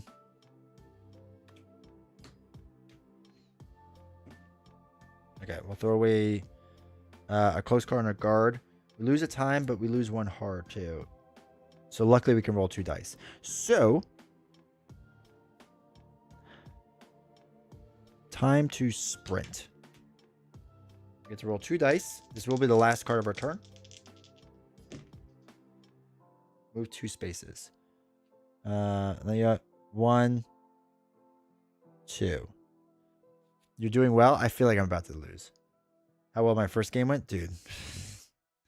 Nothing here. So this all goes back. I feel like... Okay, so what I should have done... We'll probably redo this because I'm about to lose, I guess.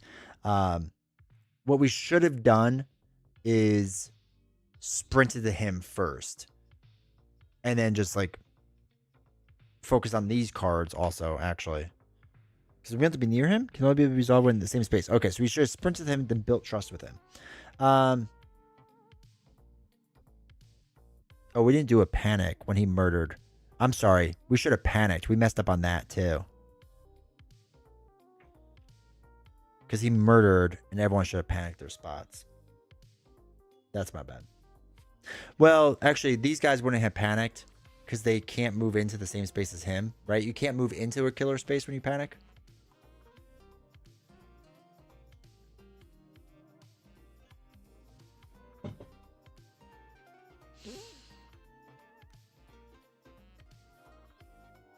All right, I think we're going to redo this. Because I feel like I'm doing really poorly. And I forgot the panicking thing. You got Terminator? I'm going to say I got Terminator. Let's redo it. We could do better. I expect more from us, chat. Okay, so it starts at 5. That can all stay the same. They panic into a color space if they don't follow you into the killer space. Oh, okay. They won't follow you into a killer space. That makes sense. All right. So let's put some cards back. Let's try this one more time. This goes here. Come with me if you don't want to live.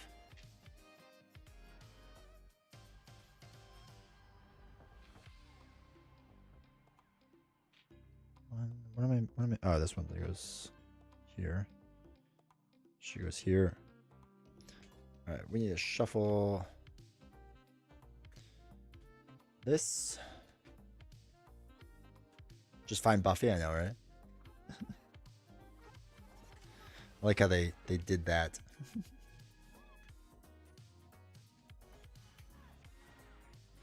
All right, put that there. We'll shuffle these back up. I'm going to keep the event card, keep the setup card, keep those cards. Just make it kind of quick here.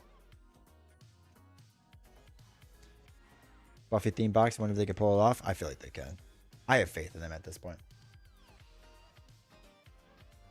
Okay. So now, for totally the first time, we have not done this yet at all. I need to be focusing and apparently running over there. And by running, I mean walking. So, always be focusing first. Need a strong start here, game. Just a strong start. We got, for the love of God. Only victims in the same spot panic. Oh, you know what? I think you're right. If a victim was killed this turn, panic all victims in the killer space. You're right. You're right. It wouldn't matter. But we were playing poorly anyway. I mean, this is the first time. So this focuses, and we game 2 times. Chat. It's going to be different this time. I mean, this is our first time. It's going to be the same. Seriously, come with a dice tray? It did. It's in the special FX crate. It's in one of those boxes. All right. Always be focusing again? Okay, I'll take that. Down to 7 time. Now we're going to walk.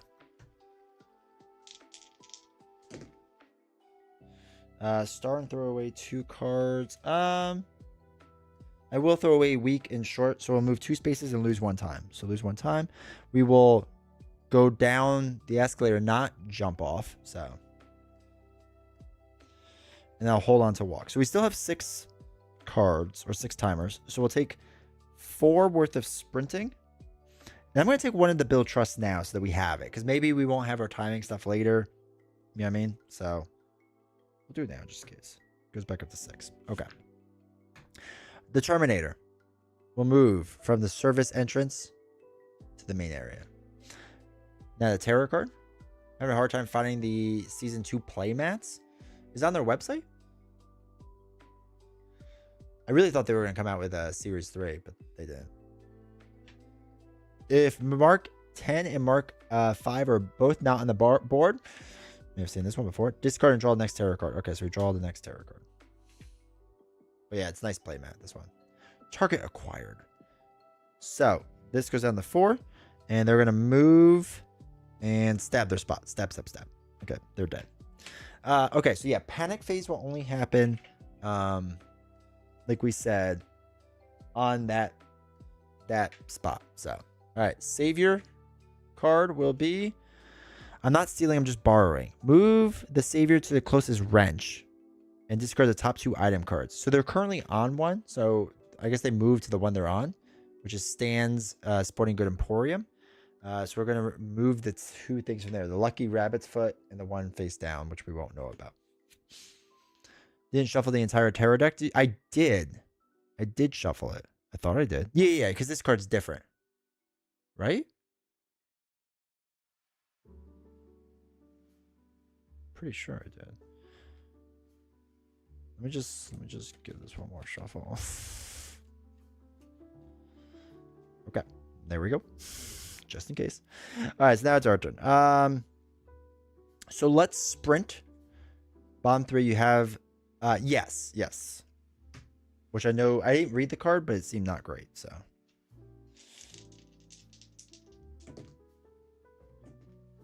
okay, success and throw away 2. We'll just do 1 success.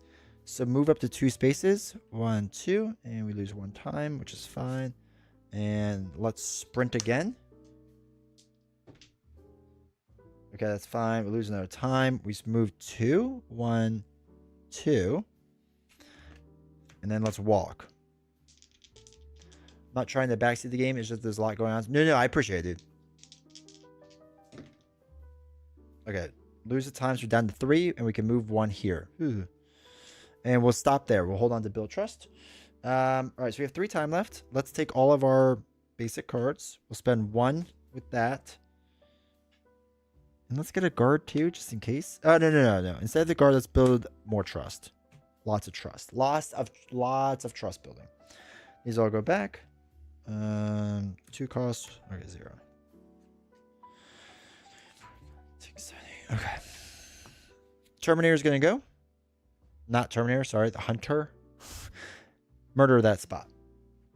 They're dead. Do tarot card. Collateral damage. So it's going to move twice towards his victim.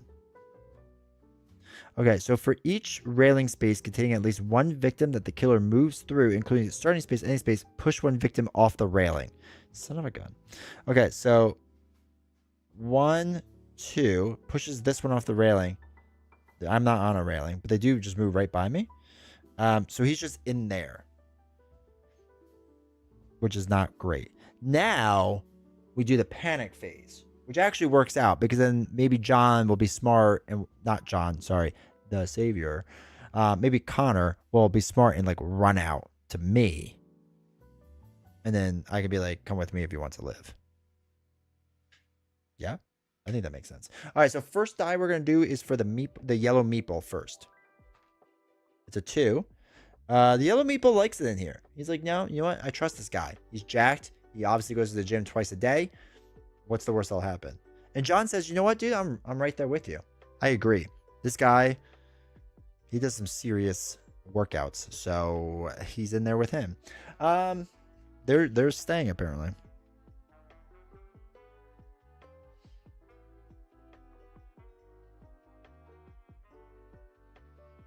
So we have to deal damage while in the space to get rid of the cybernetic parts, right?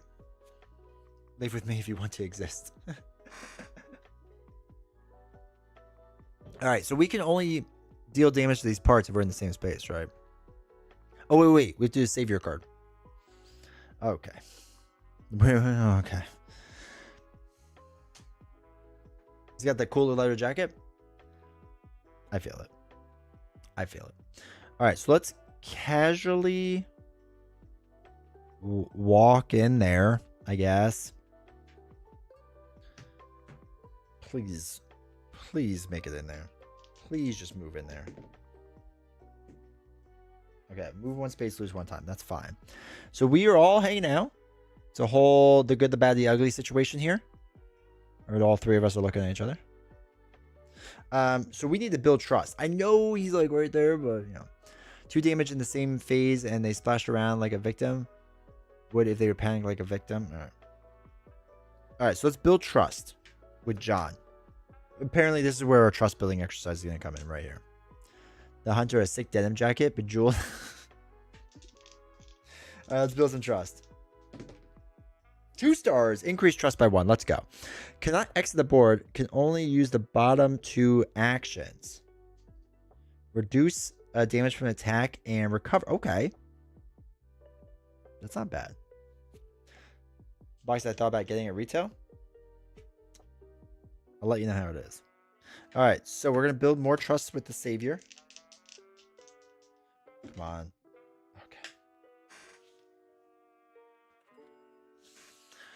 Oh, wait. We can re-roll all dice for 2 times. We're going to do that because this is just trash. All right, 1 success isn't bad. Increase trust by 1. Cannot exit the board. Can only use the bottom 4. Oh, 1, 2, 3, 4. Okay. And we lose 1 time. Okay, our problem now is... Oh, we should be focusing. Always be focusing in this space. Oh, my God. Okay. 0. We're going to always focus again. Always be focusing, John. We will throw away those 2. And this goes back at the 5. And we have now officially run out of time. Buy our cards. We can buy our 1 free card. And that's it. It's going to be a rough next round. Oh, wait. Actions. We have to do his actions still. Before we do anything else. So we could just put cubes on things. So, wait. How does this work with reducing the attack damage? So, excuse me. Allies use action cubes. Okay, to know by the blue. It takes to take an action, place action cube leftmost space. An action is not available if there's already a cube on that row. During upkeep phase, move it to the right, moving them from the card. Okay, so like, for example, this reduce the attack thing. Do we put that on here now and it just works constantly?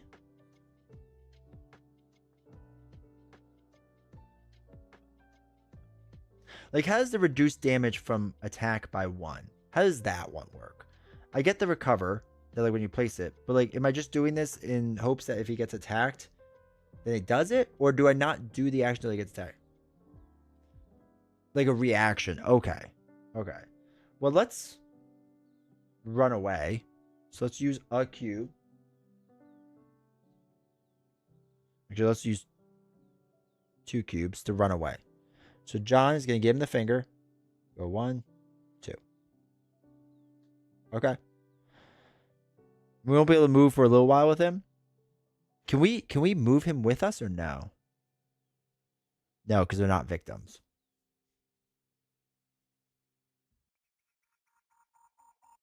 Okay. Never mind. I don't think we can do it that way. I think that's what we just have to do. And we have to slowly walk out with them and, I don't know, hopefully run away, something. Okay. Okay. This is, everything's fine. Casually walk. All right. So now that's the end of our turn. So the killer's going to go. He's going to move into this empty spot. He's in his awkward spot. That's fine. Terror card is move or be eliminated. Oh my god. Okay, so he's gonna move right next to not John. Kill 1 victim in each space the hunter passes through, including its starting and ending spaces. There were none. Increase the bloodlust for each victim killed up to a maximum of 2 times. There was no bloodlust, so I don't have to worry about that. Okay. And he hasn't dealt damage to anyone yet, so he doesn't increase the bloodlust. Okay. So he's there, just chilling. Then we have to do the savior card. Come on, baby. Give me a good one. I'll hang out with whomever I want to. Good job using whomever. I guess you're okay. I'll take that. So they're going to move 1 space away from the killer. Okay, cool. Go down the escalator. I like that. Just stay in your space since he would have followed the rules like normal Final Girl.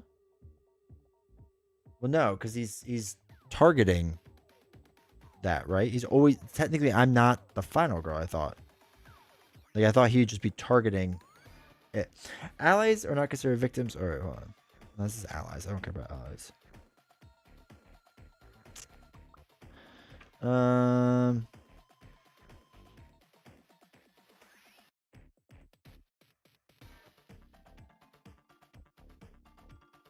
Wait, it's not this one I'm looking at.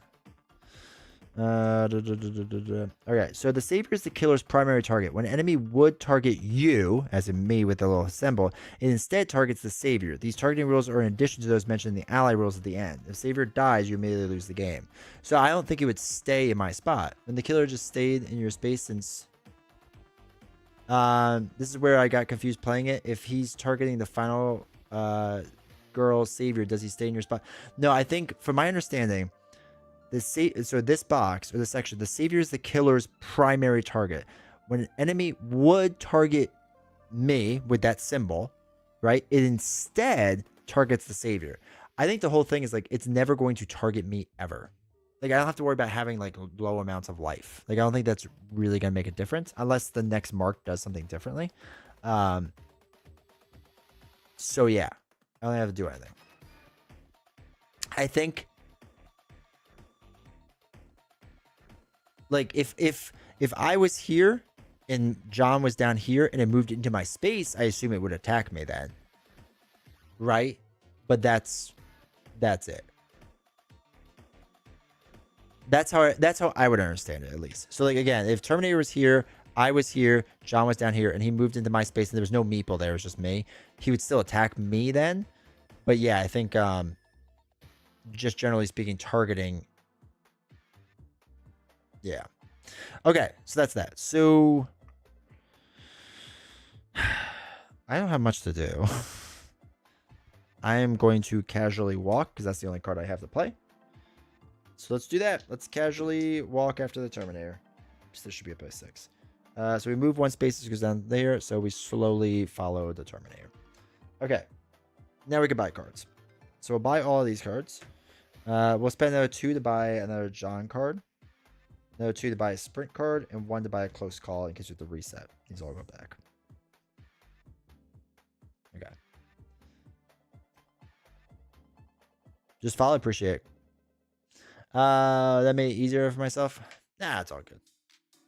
That's half the fun is learning this. All right, so now here's my problem. He's going to go into this space, and he is going to attack John. So I will...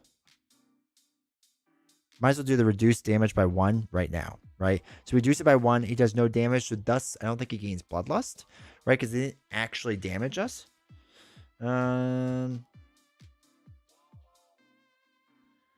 Deals damage to you or an ally, or is damage itself. It didn't deal damage. It was reduced by 1, so I think we're good.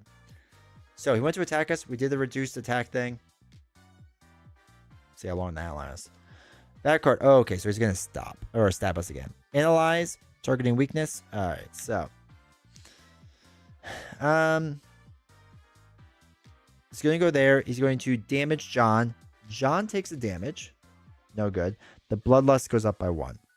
For each damage I didn't take any. Discard a random action card from your hand. I didn't take any damage. No one died. So no victims are, doesn't do any of the panicking stuff. All right, I need John to run away. Or give us a time. Discard and draw a new savior card. The savior is not in the space or adjacent to your space. Okay, he's not. I don't need time. I need you to run. I need you to run fast. All right, I'll hang out with whomever I want to again. Move the savior up to 1 space away. Okay, he can go there, but he can't leave yet, right? So we need to sprint down there and get him to leave. And that's good then.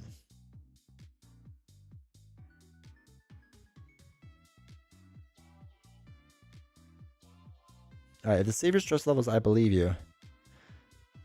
Immediately reclaim all victim rewards on the final go card. Flip it. Okay. All right, then we'll become the target again if he leaves. Okay, so we have... Oh, this is interesting. We have to sprint down there. 1, 2... We have to move 3 spaces. Let's sprint down there. I think the victim panics if the blood loss goes up if you damage them in your space. Yeah, let's say it does. I'm not 100% sure. To 2. They're going to move up here anyway, so that's fine. That's fine. I don't think it makes a big difference for us, but I'd rather try to get it right, so... Oh, and this all moves over 1, right, in the upkeep phase. All right, so we're going to sprint. Come on. Come on, Sarah.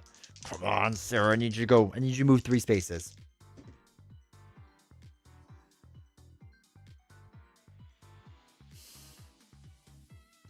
One, 2, 3.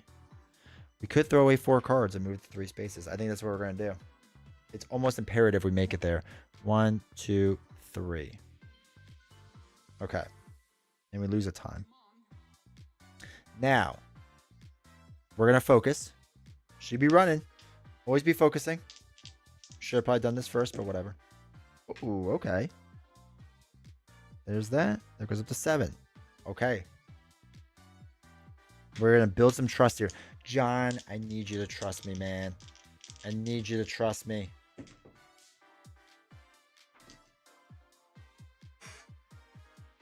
Why won't you trust me? Okay. This goes down by 1. And we lose 2 time. Okay, John. Okay, John. Killing me here, Smalls. So, trust denied. Let's buy our stuff. We'll buy a walk for free. We can't defend for John, right? I don't think we can. Can we step in the waiver? Actually, let's see. You could freely choose who in that space will receive the attack. Okay. So let's spend 2 time to get a guard. We'll spend 2 more to build our trust. And 1 more for a close call. Trust no one, John. No, trust me. Trust the person who's telling you not to trust anyone. All right, so now we'll go put everything back. Sprint? Or no, sprint doesn't go there. Sprint goes there. Okay, so now the Terminator is going to go here. And he's going to stab his space. But we are going to guard this space. Doesn't even matter what we roll. That's fine. Success, reduce damage by 2. It's fine. We guarded it super well, chat. About that, you never really...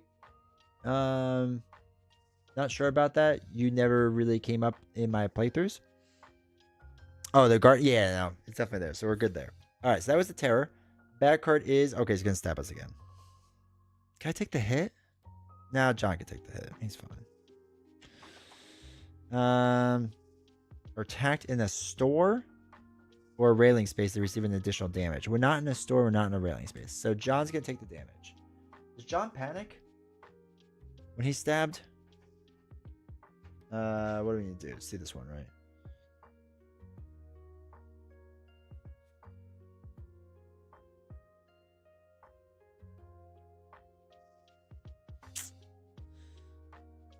I think this matters now. If he's going to panic.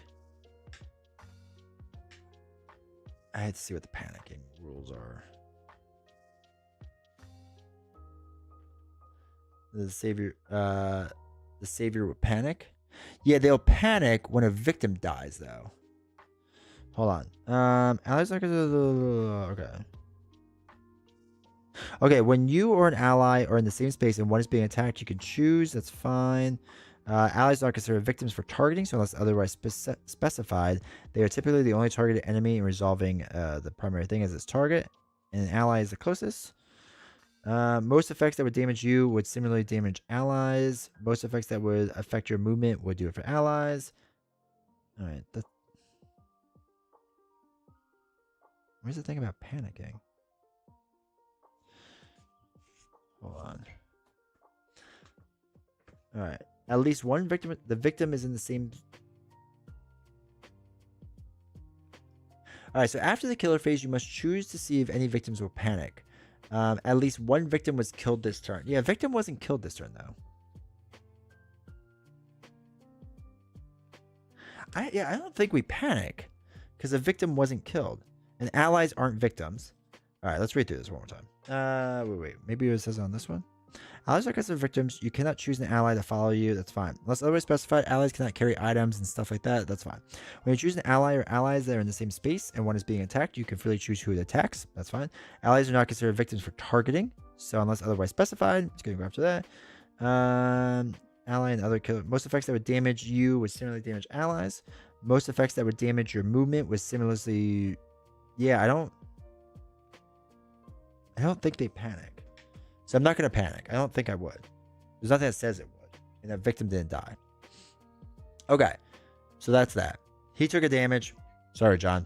Got a little stabbed. Savior card is move the savior up to one space in any direction. Do we have to?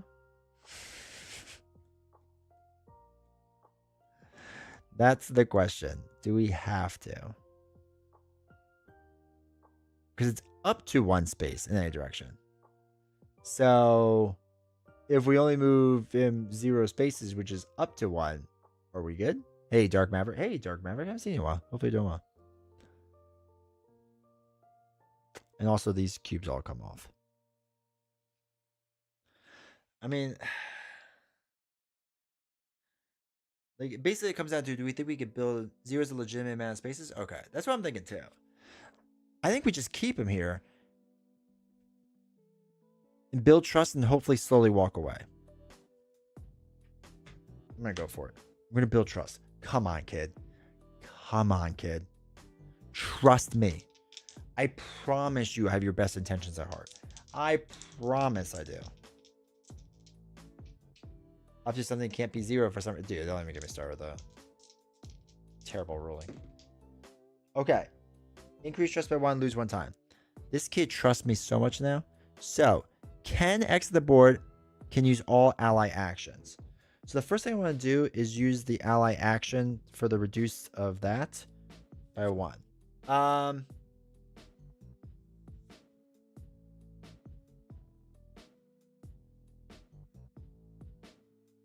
Because they really don't. So, all right. Keith, is it better to get rid of him now and get him off the board so I'm the target? Or is it better to keep him around? Because I can just slowly recover stuff and keep moving him around slowly. What's the better strategy? The better play? Because I guess I want to make it to the Zap Shack so I can get... Oh, you do get all the rewards on the card?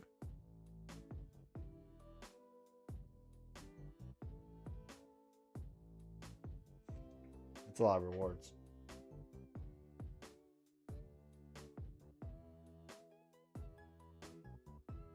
Yes. To which one?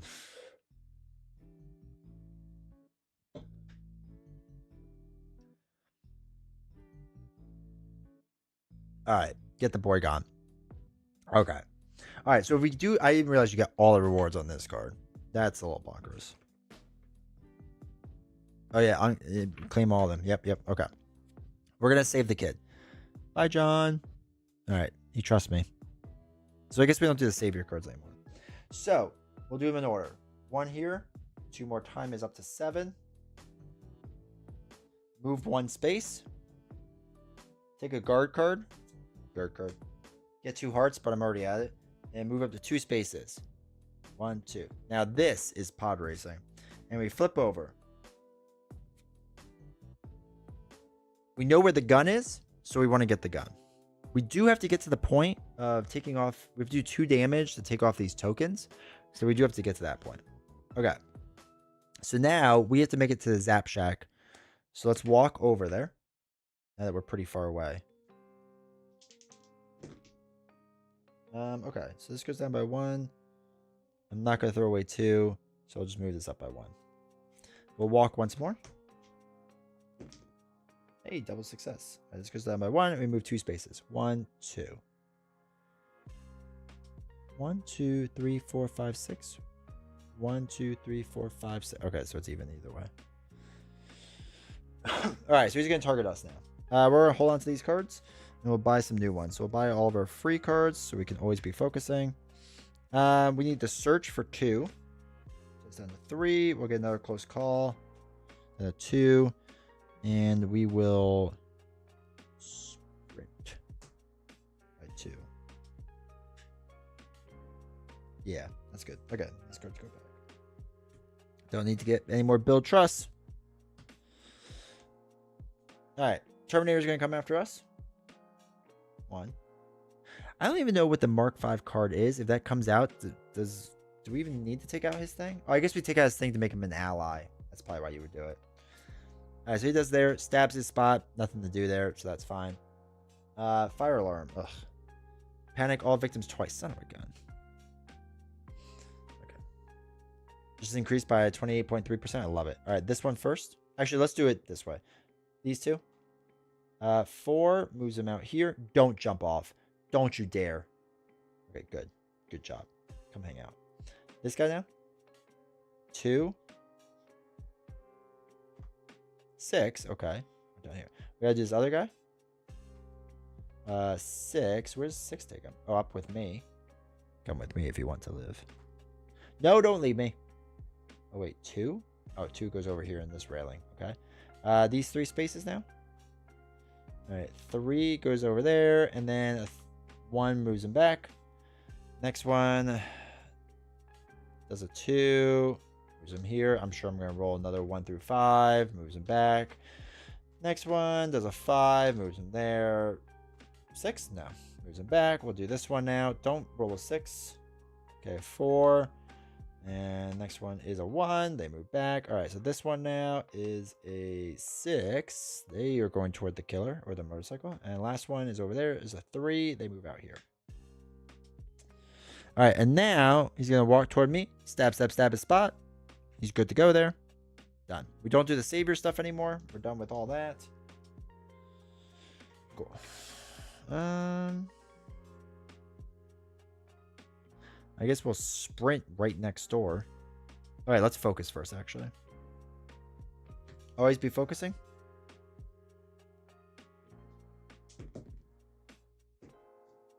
All right, so... Some of you may die. Yeah, appreciate it. We'll give it a short rest in one of our close calls.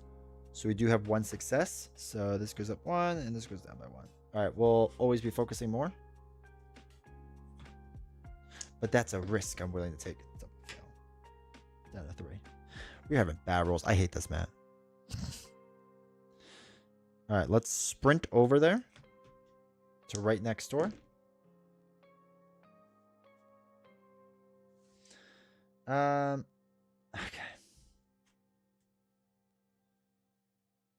I'm going to re-roll 1 of the dice. Okay, sweet. So lose a time, move up into the Zap Shack. Now we can search. Just get one success. Okay, that's fine. Take the top card, move a time, or lose a time. All right, so we have the boomstick. So 0 space away, so it's got to be done right on the same space.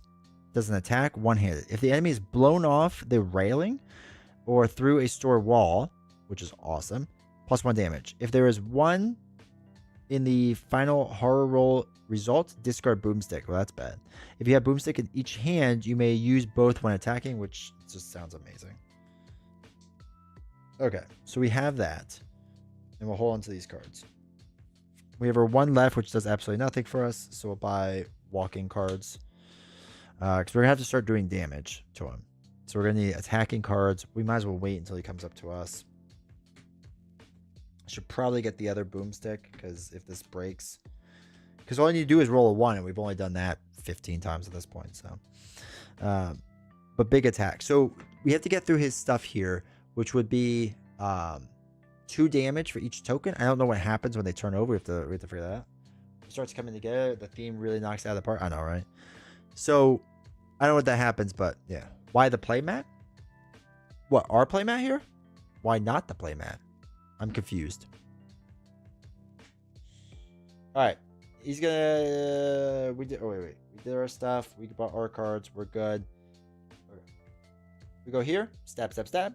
He dead.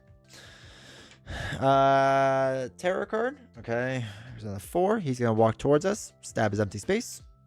Not bad. We don't do the Savior. Savior's at home now playing video games. Probably with his stepmom. How's Wolfie doing? Wolfie's great. Where are you? That's board game. Granted, it's a 2-piece. Yeah. Board game blasphemy. I know, right? All right. We're going to hang on our spot. I don't think we do anything. I think we just literally... Oh, I guess... No, we can't search because we have nothing to search. I think we just chill and buy cards.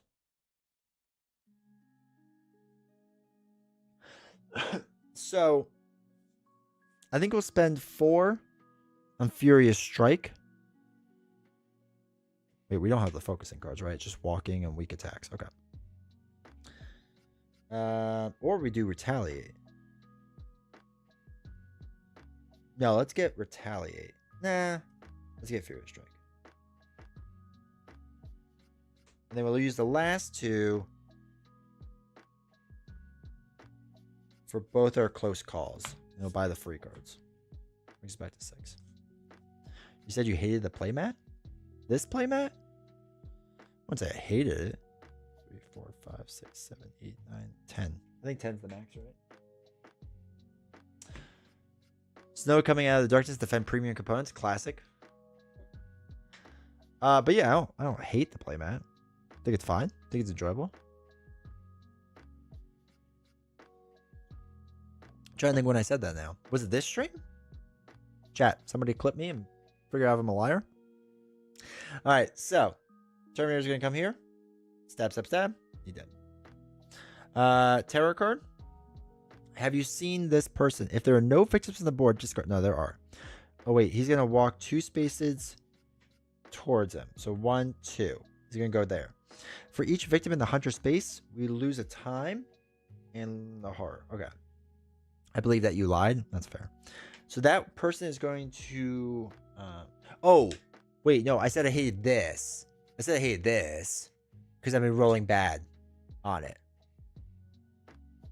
So maybe I accidentally said playmat, but I was thinking this. This is trash. I keep rolling 1s. I think that's what it is. All right, we got to run away. Or they have to run away. A 4. So they're just going to run over here. Okay. So I didn't lie. Just miscommunicated. What did we just do with that card?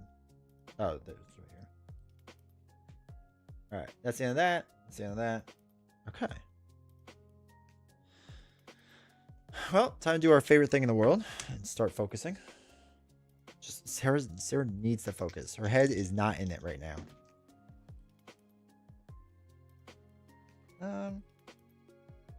Yeah, okay. 4, lose a time, that's fine. In his Shadow Mojo, that's the real problem.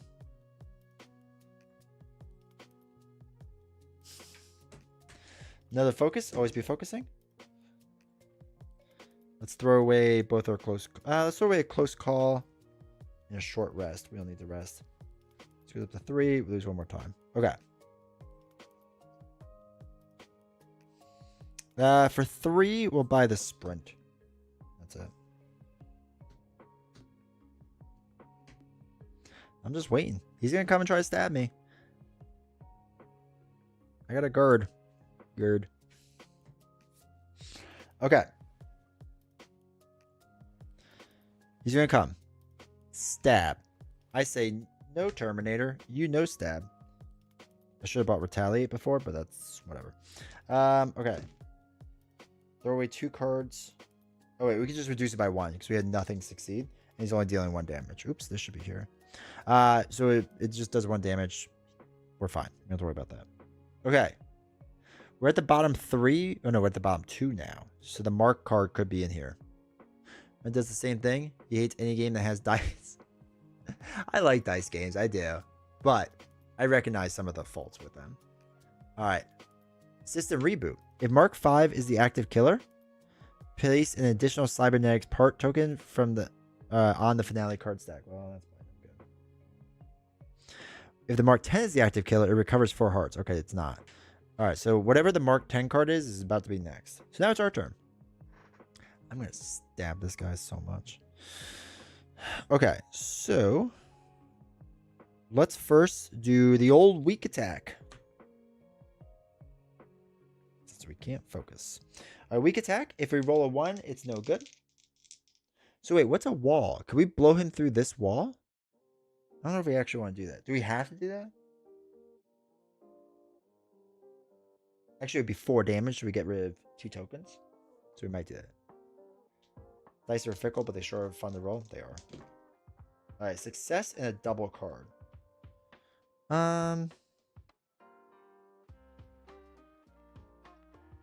Yeah, we're going to get rid of a... no, I'll just take the damage. That's fine. So I'm going to take a damage. I deal damage. Now, neither one's a 1. If you're the Hoplo dice more than anything, oh my god.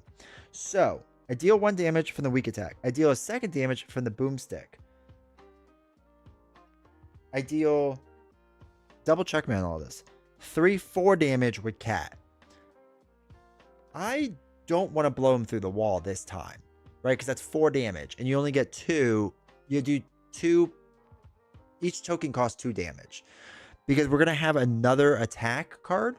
And then I want to blow him through the wall that time. But I'm pretty sure we're right with everything, right? Attack, 1 damage, 2 damage on the boomstick. And we did enemy gun damage, so we deal an additional 2. So it's 4 total. Right, chat? Makes sense? So, I have to read what you do with his tokens. Has pretty fairly dice management. It's much better than Hostage Negotiator. Hostage Negotiator is not your friend with dice. It ends poorly every time. Okay. So, defeating. Okay. The final hot token have markers. Instead, in order to defeat the Mark 5, you must destroy each of his cybernetic parts. It takes 2 to remove a single part. Damage can accumulate with multiple attacks, but does not carry over to subsequent phases. Okay, that's fine. Not sure if it's required to blow through the wall, so you're good. Okay, cool. Oh yeah, I do have to increase the bloodlust. It's just by 1, right? Well, we'll do that in a second. That's a good call. It takes 2 damage to remove a single part. Damage can accumulate with multiple attacks, but does not carry over to subsequent phases. For example, we know how that means.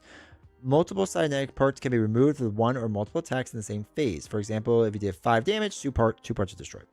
When a part is destroyed, remove the top cybernetic part from the back of the finale card. Then roll a die and place a cybernetic part on, in, or adjacent. Then roll a die and place the part token in or adjacent to the Mark 5 space according to the number rolled. Oh, okay, so we gotta have the parts like fly off. So, top... Oh, God. I hate little tiny token stacks. I need poker chips. Top part... Actually, I don't know if we're supposed to see that. It's 3. Blows out over here. My favorite dice game. Roll for the Galaxy is a very good game. Then roll a dice to place it in adjacent. Okay. Mark 5 is defeated and shuts down once all the parts have been removed. Okay. Okay, so then we did the second part, which is another 5. So it can be repaired and converted. To do this, its destroyed parts must first be retrieved. To pick up a cybernetic token, spend time. Shogun requires you to spend time. Keep the token face down by taking it and placing it in your backpack. Cybernetic parts may be picked up. Once you have one or more parts, you reinstall them to repair them. Yeah, okay. All right, so we have to do the bloodlust thing. So, deal damage. Okay. Or is damage itself. So it only does the bloodlust increase by 4 or just 1? Because we only dealt 1 instance of damage.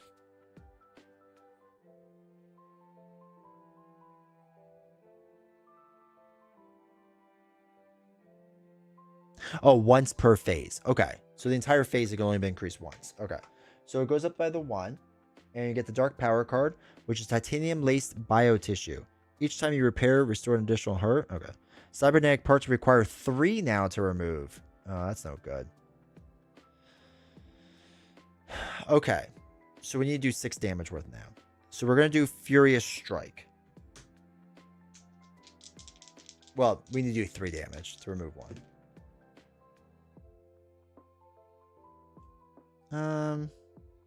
Let's reroll 1 die. This one, we have 1 success. Double success. All right, sweet. So that goes down by 1, which is great. So it's going to deal 2, 3, 4, 5. Through the wall is 6. So we're going to get 2 more parts off. So first part is going to be a 2, which goes right here with the other parts. Wait. Does it go there or does it go over here? Oh, no, it's the same either way. It doesn't matter, actually. And this one is going to be a 4. I'm going to say it goes on his current spot where he is.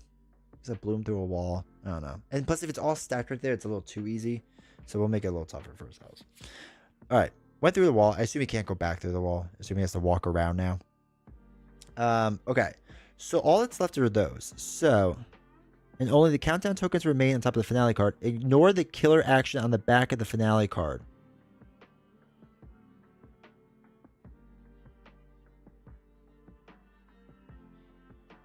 Oh, interesting. Okay. So when all the cybernetic parts have been removed and only the countdown tokens remain on top of the finale card, ignore the killer action on the back of the finale card. So we don't do this anymore. Interesting. And do not draw a terror card. Very interesting. Instead, remove a countdown token at the beginning of the killer phase and increase the bloodlust by 1. I do not like that. When the second token is removed, as well as when resolving the Hunter Mark X card, draw a new setup card and place a silver killer meeple. Oh, actually, interesting. Actually, there's a token you put over the wall because it makes a space hole. Oh, really? Oh, wait.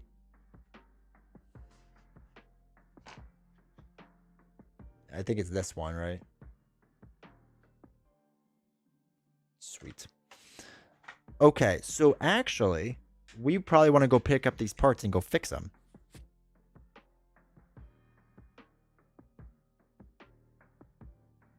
To spend points. So let's walk out into the hallway. Roll or true dice. Move up to 2 spaces. I just want to move 1, so that's fine. We'll move there. Then it's just what, 1 time to pick it up. Spend a time during action phase. Yeah, so we just pick up. All right, so we're down 3 to pick up these 3 tokens. 1, 2, 3. Let's walk 1 more space to try to get this last token, and then this way we can do or like a monster repair with him, right? Ooh, double success. Okay, now we're rolling well. We'll go 1 here, spend 1 more time, pick up this token. So we have all 4 parts. We'll sprint into his room and fix him up because we'll have time. And then we'll hold on to this. Okay, cool. Chat, I'm feeling all of a sudden good. Getting rid of John was the right move. And shooting him with a shotgun in the face was also the right move. Okay. So we have 2 left. We'll buy a guard just in case. I feel like it's always good to have a guard at this point. We'll get the other cards, the focus, and then these all go back. Furious Strike. Close call. Okay. becoming very epic at this point, and I'm loving it. I know. This is so good. They do this game so well. Get rid of that. Okay. So we remove this token instead. So I'm watching Judgment Dates. That's removed. We don't do a terror card. We don't do anything else. Now it's our turn. Is it just a time to put the token back in him?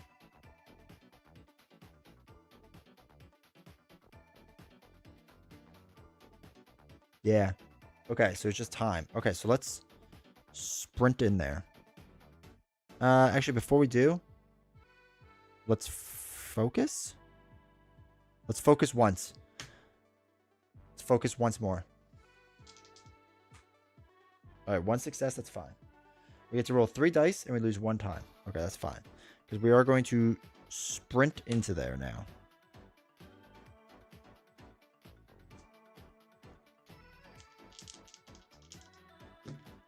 One success. And that's fine. We lose a time, so we're back down to 4. We get to go into here. So, this is perfect. We have 4 tokens. And we get to put a bunch of stuff on them. Oh yeah, we're supposed to get a 3rd die. Yeah, it wasn't good. Thank you, Red Leaf. All right, so we'll spend all 4 points to repair him.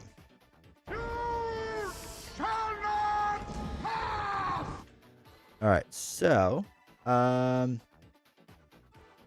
spend 4. So we flip them over. So first one is triple heart. Place them any health. All right. And place them any health markers on the Mark 5 ally. So he gets 3 health markers. So far, so good. Next one is 2 health markers. Oh, God, I just launched one across the board. Okay, Arnold is becoming our friend now. I like where this is going. 1 health marker. Okay, I'm running out of health markers. Dark power goes underneath the hunter. All right, 2 more. God, we're running out of things. Take 1 from John. Oh, and that dark power. Okay, so each time you repair, restore an additional heart.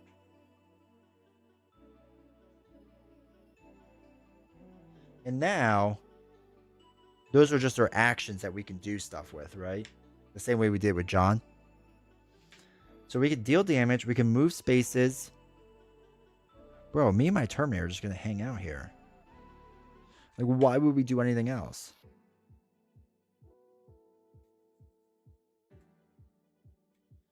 Okay. Let's focus one more time.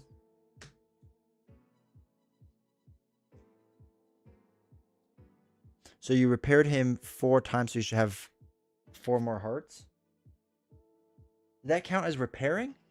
Or just like placing?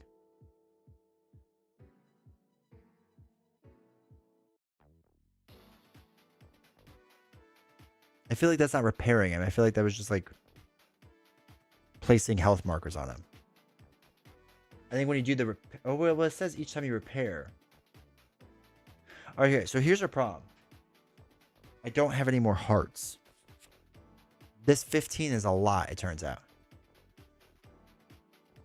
No, they don't have a repair option. I think you're right. So it would be 4 more times.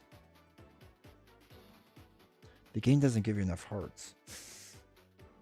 All right, so what we'll do is we'll put 1, 2, 3, 4 hearts on him. That makes sense, right?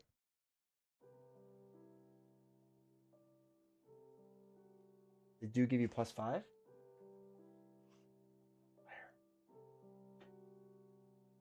Oh, there it is. There it is. Okay. 1, 2, 3, 4, 5. Okay, so now we can take all these off. Thank you. All right. We're good there. We're good there now. I'm sure there's another +5. Yeah, there's another one too. So if we need it, we can do it. Okay, that's fine. Oh, we said we're focusing one more time, right? We didn't do that yet. 1 success. All right, so the round ends because we lost our time, but this does go into a second green spot, which is good. Okay, so now we can buy our free cards, and that's it because we have no monies. Now this token goes off, and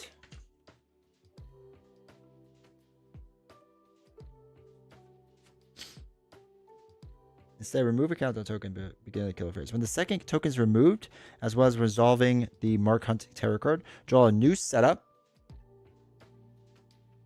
All right, next setup. Draw a new setup card and place the silver killer. She's down here. Michael Jackson's down here. Okay.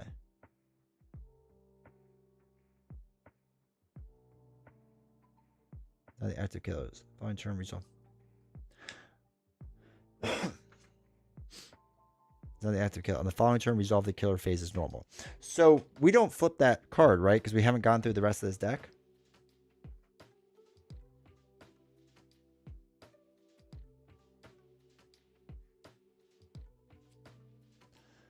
Mine was like 6 outs. Arnold got swole. Oh, dude. I told you, he went to the gym, man. All right, so we don't flip this over. We have 1 round to basically chill before she comes after us, right? She's just going to come after us. I'm okay with that at this point. So we might as well get... I mean, we can have Arnold just take hits too in the beginning.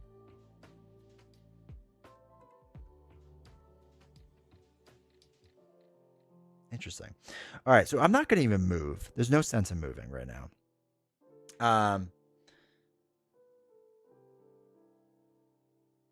So let's do we do Furious Strike? Or do we just get a critical blow so we have it? Right? Because we could do 3, 4, 5, 6 damage. And you can throw the other one through walls. I'm telling you, thematically, this is amazing. Wait, how does he do all that stuff? Oh, that's right. His attack thing. I didn't really read that.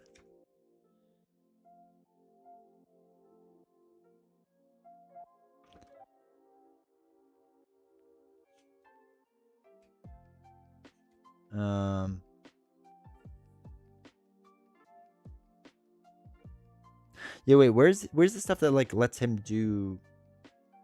Because when he deals damage, how does he throw anyone off? Or through a wall or whatever. Or is that only through the card stuff? Oh, here you go. If you have an additional cybernetic part tokens, you may make further... Oh, no, I read that wrong.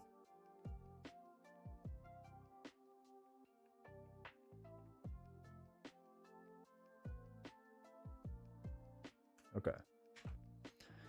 Like John Connor with the cubes. So you can use the action on damage 1. You can check the others.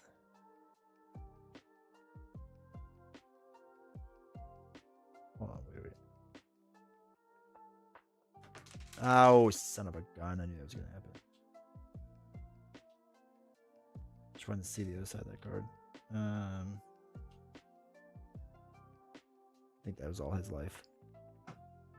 3, 4, 5, 6, 7, 8, 9, 10, 11, 12. 1, 2, 3, 4, 5, 6, 7, 8, 9, 10, 11, 12. Cybernetics in there, right? So you can action on the damage and you can check the other one through the door. Starts the game over now. Okay, so we'll figure that out in a second. I'm going to do 4 to get the Furious Strike. And then we'll get 2 more close calls. We'll get our focuses. 10 cards at the max, right? 1, 2, 3, 4, 5, 6, 7, 8, 9, 10. Okay. All right, so now she does this, where she's going to move 1 space, murder this guy. He dead. She doesn't really care about that. So, if any effects cause this card to be discarded, resolve the following effects before you discard it. So the white cubes, and you can put them on the Mark 5. Yeah. I just didn't get how, like, he threw her through a wall. All right, so if the Mark 5 is the active killer, it's not. Place the remaining 70 pro tokens on space. Places dark power card. Okay, so if Mark 5, if Mark 10 is not on the board, discard the remaining countdown tokens, then draw a new set card and place it there. Okay. And discard any remaining terror cards, reveal the finale. Alright, reveal the finale. Oh god. One reveal. 1, 2, 3, 4, 5, 6 bloodlust. Dear god. Alright, so 1, 2, 3, 4, 5, 6. Holy cow, she's gonna come in hot. Okay, so she still only moves 2 spaces. Oh, she heals every time. Can't heal over a max, right? Hey, Brady, how's it going? She can't heal over a max, I assume. But we need to go back to focusing because I need 3 dice again for the end here. I should have gone planning. Okay. A, B. I know, we're going long this time. Okay, so she's moving 2 spaces. 1, 2. She's just going to murder that person on things. Yeah, I think the rule is only like one of the villains can do that or whatever. One of the killers. Okay. God, that's a crazy way of doing that. All right, so let's start focusing with her too. Where's our card? Focus. Focus. And at 10:15. All right, 1 success. That's fine. We'll go down 1 time. This goes up by 1. That's fine. Let's always be focusing again. Give me my triple dice. Give it to me. All right, up 2 time. Triple dice. Now, we're gonna freeze the hunter or push them into a vat of melted metal. I know, right? All right. So with her 7. Do we get the critical blow? Because she's going to just keep healing, which is actually kind of crazy. So if we spend 6 to get the critical blow, I feel like that's massive for us early on. Because that would deal 3, 4, 5, 6 damage. Which does a lot right out of the gate, right? And we can have the Terminator take the hits for us early on. And the Terminator could just straight up do 2 damage. We can blow her into the security room. And possibly just keep shotgunning her around the board for a while.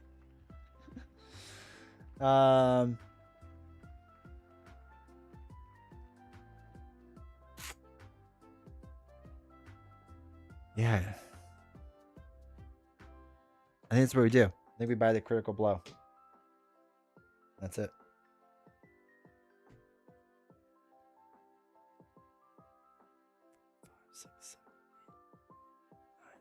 9 cards. That's true. We could, if we get her over here, we can get her like run over here-ish so she gets in these spaces and then shoot her off the railing. How come the dark power is a turnover? This one? Because it is used, so it's not there anymore. When Arnold flipped, like we got his card. Like it's stuck with Arnold. It doesn't go with her. So it was for a little while. Okay, so she's going to go. She's already at max, right? Let me just make sure. 5, 6, 7, 8, 9, 10, 11, 12, 13, 14, 15. Okay, so she's at max. So she's going to move 2 spaces. 1, 2. She's going to stab, stab, stab. Terminators don't care about this. They were just here for their target. She's going to continue her lean that way. And that's it. Nothing else happens. Now it's our turn. I think we just prepare. Oh, wait. We only have 4. Okay, I'm going to do a short rest really fast. Prepare myself for the fight because I only realized I don't have enough life. That's a lost one somewhere. 1 success. We lose 1 time. That's fine. We get our life back. Okay. So now with 5. Gando, thank you for your tier 1 sub, dude. I appreciate it. Thank you for the support. Thank you for using your Prime sub. Variga. Hey, good to see you again, Variga. 27 months hype. Hype. I love it, dude. Thank you for the support. 2, 3, 4, 5, 6, 7, 8. Okay, so we have 8 cards. All right, we spent 5 on. Guess we gotta get retaliate, and then that'll be all of it. 1, 2, 3, 4, 5, 6, 7, 8, 9. I think 10 is the max, right? Oh my god, I've been doing that wrong.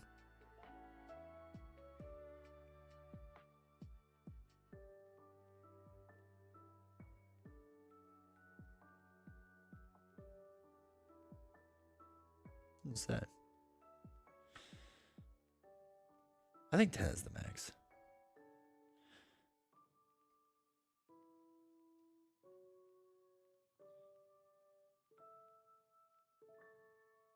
Yeah, you may not if you already have 10 in your hand. Okay. All right, short rest goes back. All right, we're good. Here we go, chat. Time to make some moves. It's time to make some moves. All right, so she's going to heal 1. She's at full health. She's going to move 2. And she is ready to stab. It's me and Arnold. Or Arnold and I versus her. So she's attacking for 4. We will start with the old retaliate. So we can try to ignore all this damage. All right, this goes back up to 6. So we are going to hopefully shotgun her with this retaliate. 1 success, and we can throw away 2 cards. I think we will throw away the 2. So let's do a walk and one of the close crawls to ignore all damage from that attack. And then we'll deal 2, 3, 4, 5, and we'll shoot her through the wall for 6. So we get rid of the 5 token. Actually, we'll keep that there because she might have to heal. So 1, 2, 3, 4, 5, 6. Because she's going to heal up. So we got that through the wall. We need to get a token to signify that we blasted that wall good. And it no longer exists. Okay. Cool. That was the end of her turn. Oh, wait. The bloodlust goes up, right? Because we dealt damage to her. So, unfortunately, we have to focus more. Because we're down to 2 dice again.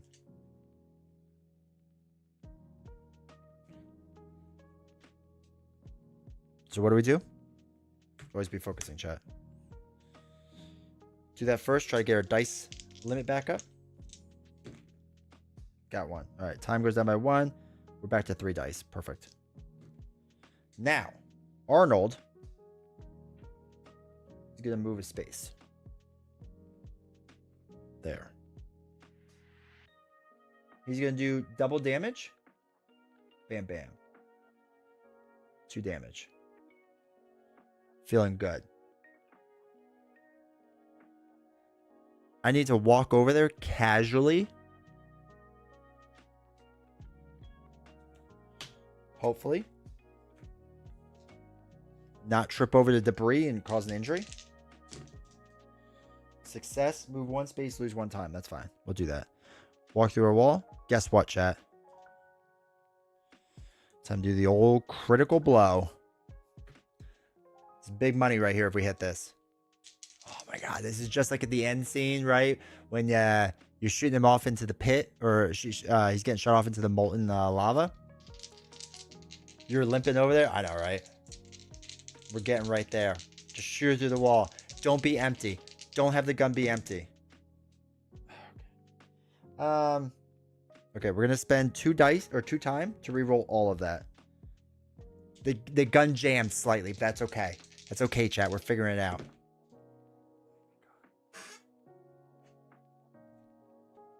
Okay, that's less good. The gun jammed again. So, we take 2 damage. We dealt 2, 3, 4, 5 damage. We'll take away the 5. We blow her through the wall again, at least.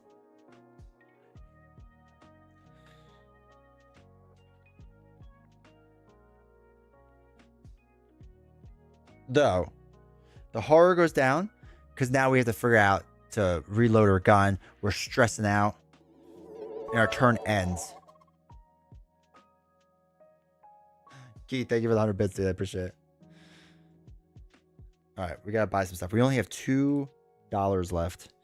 So we'll get the short rest and the focus. Always be focusing. And we'll get the 2 for the guard. Just in case she like attacks us a lot or something. I don't know. All right, everything else goes back. Critical blow goes back. Walk goes back.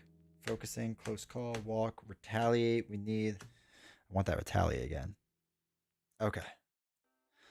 We think she's dead, but she's never dead. She never dies. Oh, we have to do. Did we ever move these over? Oh no, we're doing it now. Okay.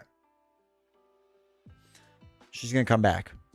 Villain turn. Comes back. She's still alive. We're gonna have her attack Arnold. I now know why you cried. We're gonna have her attack Arnold.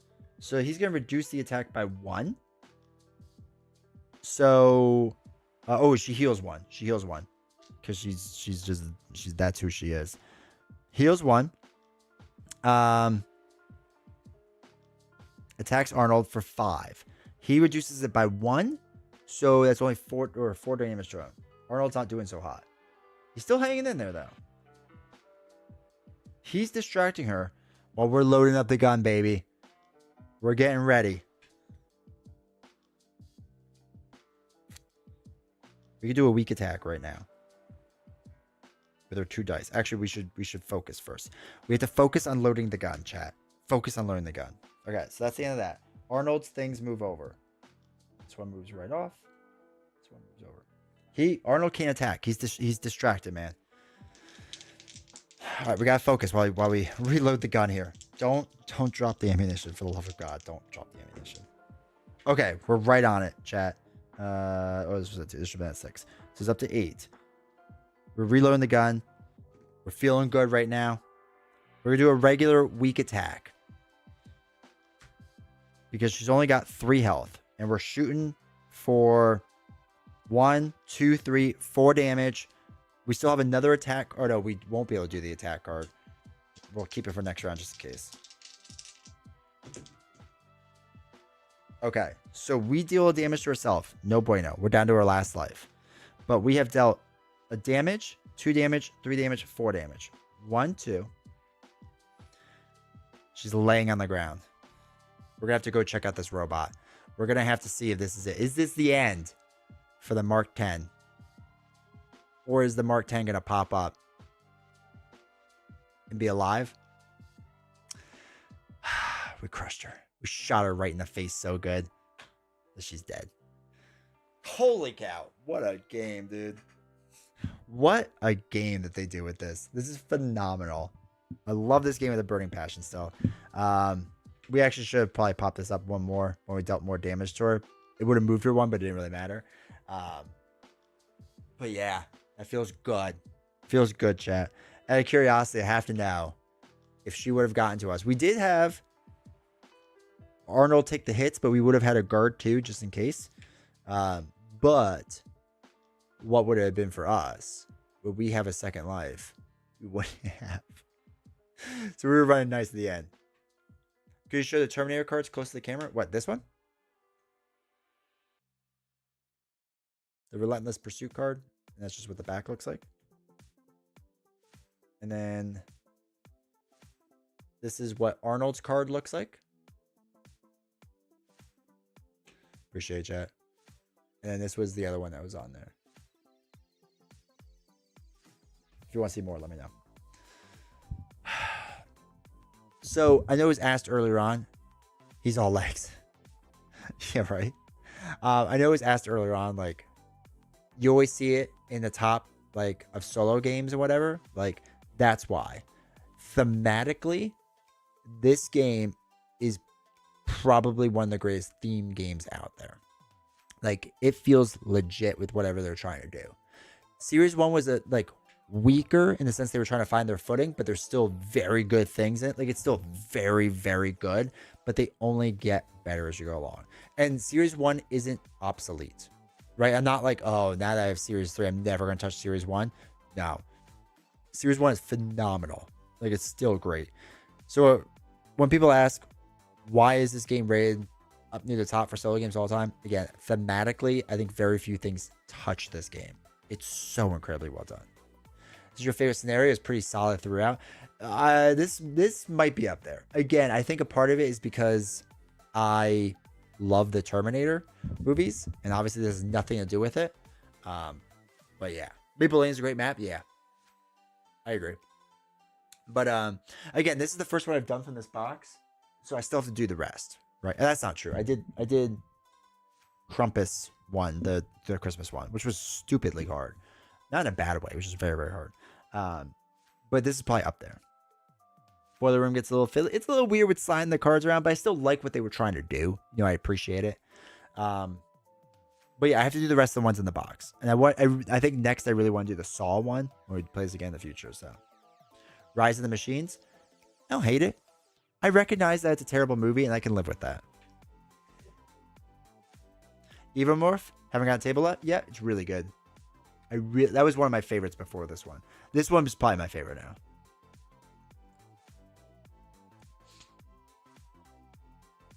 How to pay the Stranger Things ones. So perfectly in theme with what they're trying to do, yeah. So the only worry I have with the Stranger Things one is I never watched the show. So I don't know what the theming is going to be. So I just hope it's like fun, Play games tonight. I'm a sucker for the first scenario. It's bare bones easy, but it's charming as hell. Even though it's so easy, it's still just a fun scenario to play.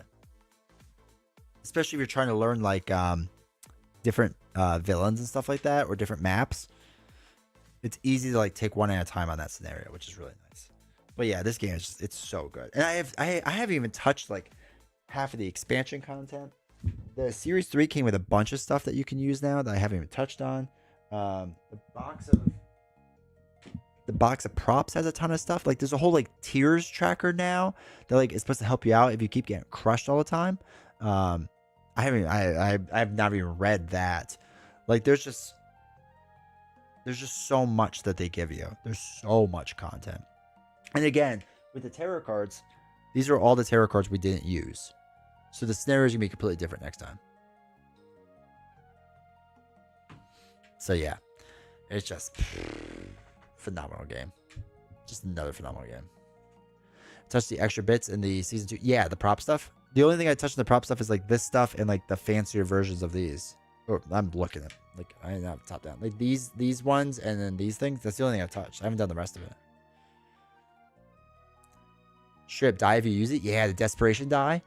It's really cool. Gladys Dice in the Pips. Welcome. Gladys Dice in the Pips. I love that name. Welcome to chat. Have you even touched the extra bits? Yeah, same. That's all I've done is those little stuff, and that's it. But it's phenomenal. It's such a good game. It's such a good game. It's every time I play it on channel, I'm like, we need to play this game more. Which scenario was disappointing? The worst one I played was the Krampus one. I did not enjoy that one. Like it wasn't bad. It just was overly hard, and I didn't really care about the Christmas stuff. So, legendary name. Oh, dude, it's phenomenal. Really enjoy the Final Girl plays. Yeah, they're a lot of fun, and they're just like to stream. They're really fun thematically to do, like and to like really get into it. I think I like that most about it in general. Mike James. But yeah, I'm happy you all enjoy it too, because it's such a fun game. It's such a good game. And I think thematic, like if you talk about like theme games, like this has got to be up there in top 10. Metal Gear Monday, Final Girl Wednesday, Family Friday. There you go. Keith from 75 gifted a tier 1 sub to Canadian Moustache. They have given 59 gift subs in the channel. Keith, I appreciate that, dude. Thank you. Have you all enjoyed it there? Yeah, it's like you get invested in the story, and that's playing. And that's I haven't even touched like the gruesome death books and all that stuff. Like, there's so much more to do. What's the buy-in now? It's expensive now. It's very expensive now. I'm happy I got it as I went along to like space it out. Did mine just end? I thought it expired tomorrow. He snuck in there. But yeah, I want to say each big box with all the stuff in it is like almost $300 now. So I get it now. It's a lot. I don't know how much they do on sales stuff. Playing through all your Final Girl stuff in the future? Yeah, I think we're going to. So what's probably going to happen is so Wednesday we're going to do Hunted Kobayashi Tower yet? No, I have not yet. I still got to do it. It's sitting right there looking at me. I think what we're going to do, so Friday is going to be with novels. I think she wants to play SWU, so we're going to do that most likely.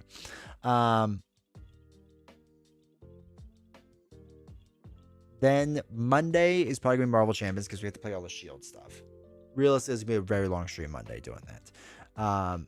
Wednesday, I'm going to keep it open with Final Girl because I would like to get another game to the table because I think it's pretty good. So yeah, so I'm thinking that. And then Friday, whatever Novels wants to do. And then probably moving forward, we'll keep doing Marvel Champions on one of the nights and maybe alternate between Final Girl and Metal Gear. I would like to get some extra stuff in. I don't really know. Is next famed horror icon Razorface? So the next one. Oh yeah, Razorface is the next one, technically in order. Then Stranger Things, then Saw, then the Quiet Place one. I kind of want to do the Saw one, but maybe going in order is best so we don't lose track. So yeah, we could do Razorface next. Good old Razorface. If you were trying to get all right now, it'd be $600. So it'd probably be the cool thing if you can go as you want and they're doing. Yeah, the other thing is, I'm pretty sure you don't have to worry about anything going out of print with it. Like they're not that type of company that they want to keep making money. The only thing I've never been able to get is Hostage Negotiators 5-card 0 set promo. They won't reprint it. How pricey do the box sets go for? Hold on. It's expensive. Well, it's expensive if you want it to be expensive, which I know it sounds really like dumb, but it'll make sense in a second.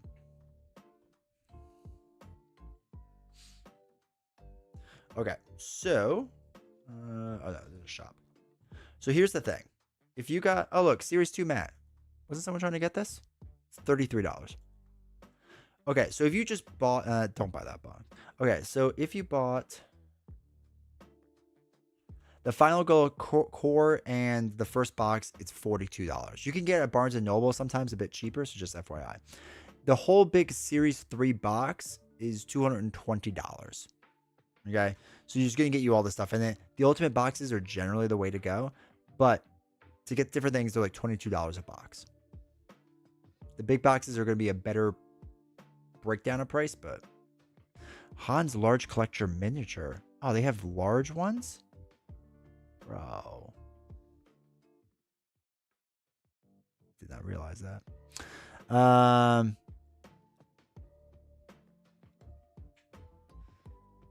I've heard the Saw one is extremely brutal. Ugh, okay. The silver lining to Champions releasing being slower is that there's so many other great games to get play. Agreed. And also, Canadian Mr. Chat, I have several games that just stare at me and play, or that screenplay me. Yeah, I have so many. Final Girl is always super well stocked, like even all the extras. Yeah. So like, even though it says sold out, like it's going to come back, right? It's not like gone forever. They're waiting for their print run. And they continuously do print runs. The next series, Series 4, is going to be sold individually as boxes, and then they're going to do a big Kickstarter at the end as well. So you could do either one. There's a big sale on Boardlanded right now, including some unmatched. Wait, does Boardlanded have this for sale? The cool thing is if you get like one Ultimate box, you're getting playmats, cool extra bits and bobs. Yeah. Honestly, like, if you got the Series 1 box, like, it's really good. Wait, do they even have the Series 1 box anymore? They don't. They just have, like, the box being emptied. Interesting.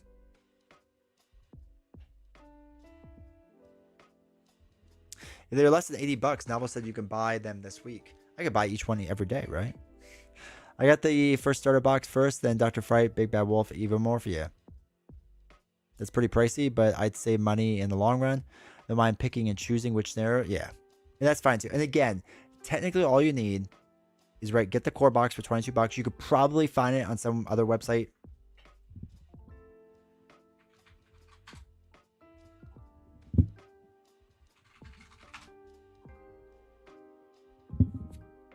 Okay, here's another starter set for $33.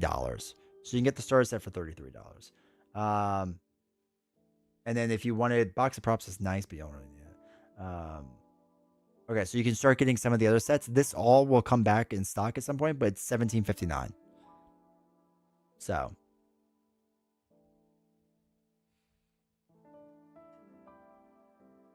Or except Hell to Pay is a new one. That's Razor Face, $22. Evomorph is now only $16. Interesting. I like mixing the boxes. Hans on the spaceship is basically Jason X in space. Yeah.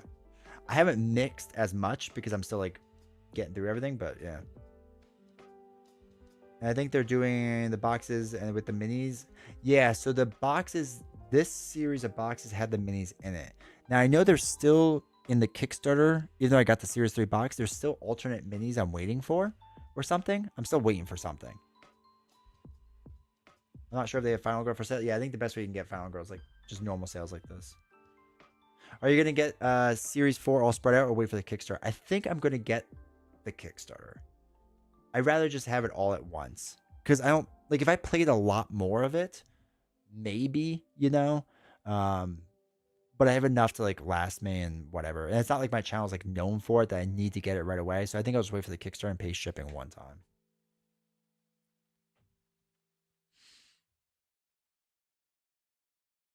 And check your friendly local game store. Yeah. Yeah. I don't have one, so. But, you know, it's a good idea. Scream and Predator is season 4. Nice. Game Nerds are so good. I use them all the time. I love their customer service. Always has Final Girl fully stocked. I agree. Game Nerds has good prices. Yeah. That's how I feel. Just give me the big boy box. Yeah. Like, again, if I play this game constantly, I was like really struggling for more content. If my channel is based off of it, then yeah. Or if I was the type of person that only buy like boxes when I feel like it, sure. But I'm going to buy the big box to just, I'll wait. Get the one-time shipping. Save on shipping. Just open a game store. I talked to a buddy of mine about doing that. He wasn't for it. He hates his job as much as I hate mine. And he still wouldn't do it. Like, whatever. Whatever.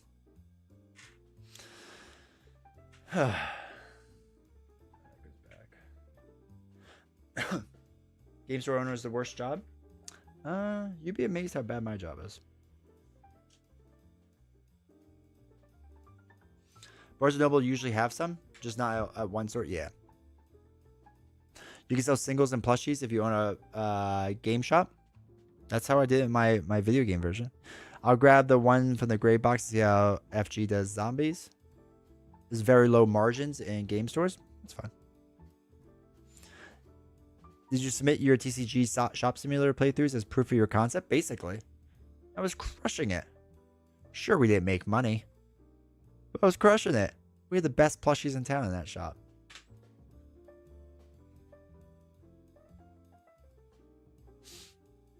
But yeah, it's one of those it's one of those things. Anyway, all right, chat. It's getting late. It's a good 3-hour playthrough or 3-hour stream. So we'll be live Friday. Therapy session. You can come out of this channel. So Friday, Novels will be here. I think playing Swoop. I'm not 100%. She's going back and forth on it. So we'll do that. Smelly Sprayer Guy, $13.50. Can't afford $13.50. I'll give you a free single a day. That's worth less than $5. So we'll do that. Monday will be a long stream. Go walk in the sun. Have her play Final Girl? Probably not. I do want her to try it, but it probably won't happen. Yes, go outside. Go enjoy some fresh weather. Eat healthy. Go exercise. Call back to the beginning of the stream. Margins in restaurants, and some people have a fulfilling time running them. Yeah, that's true. A lot of businesses have really bad margins. So Monday, we're going to play a lot of Marvel Champions that day. We're going to start at 7 p.m. We're going to start a bit early because I want to do a ton that night. And then Wednesday, we'll either do Final Girl or Metal Gear Solid. I don't know which. So we'll alternate Wednesdays to be like, we'll do Marvel Mondays, and Wednesdays will be something else.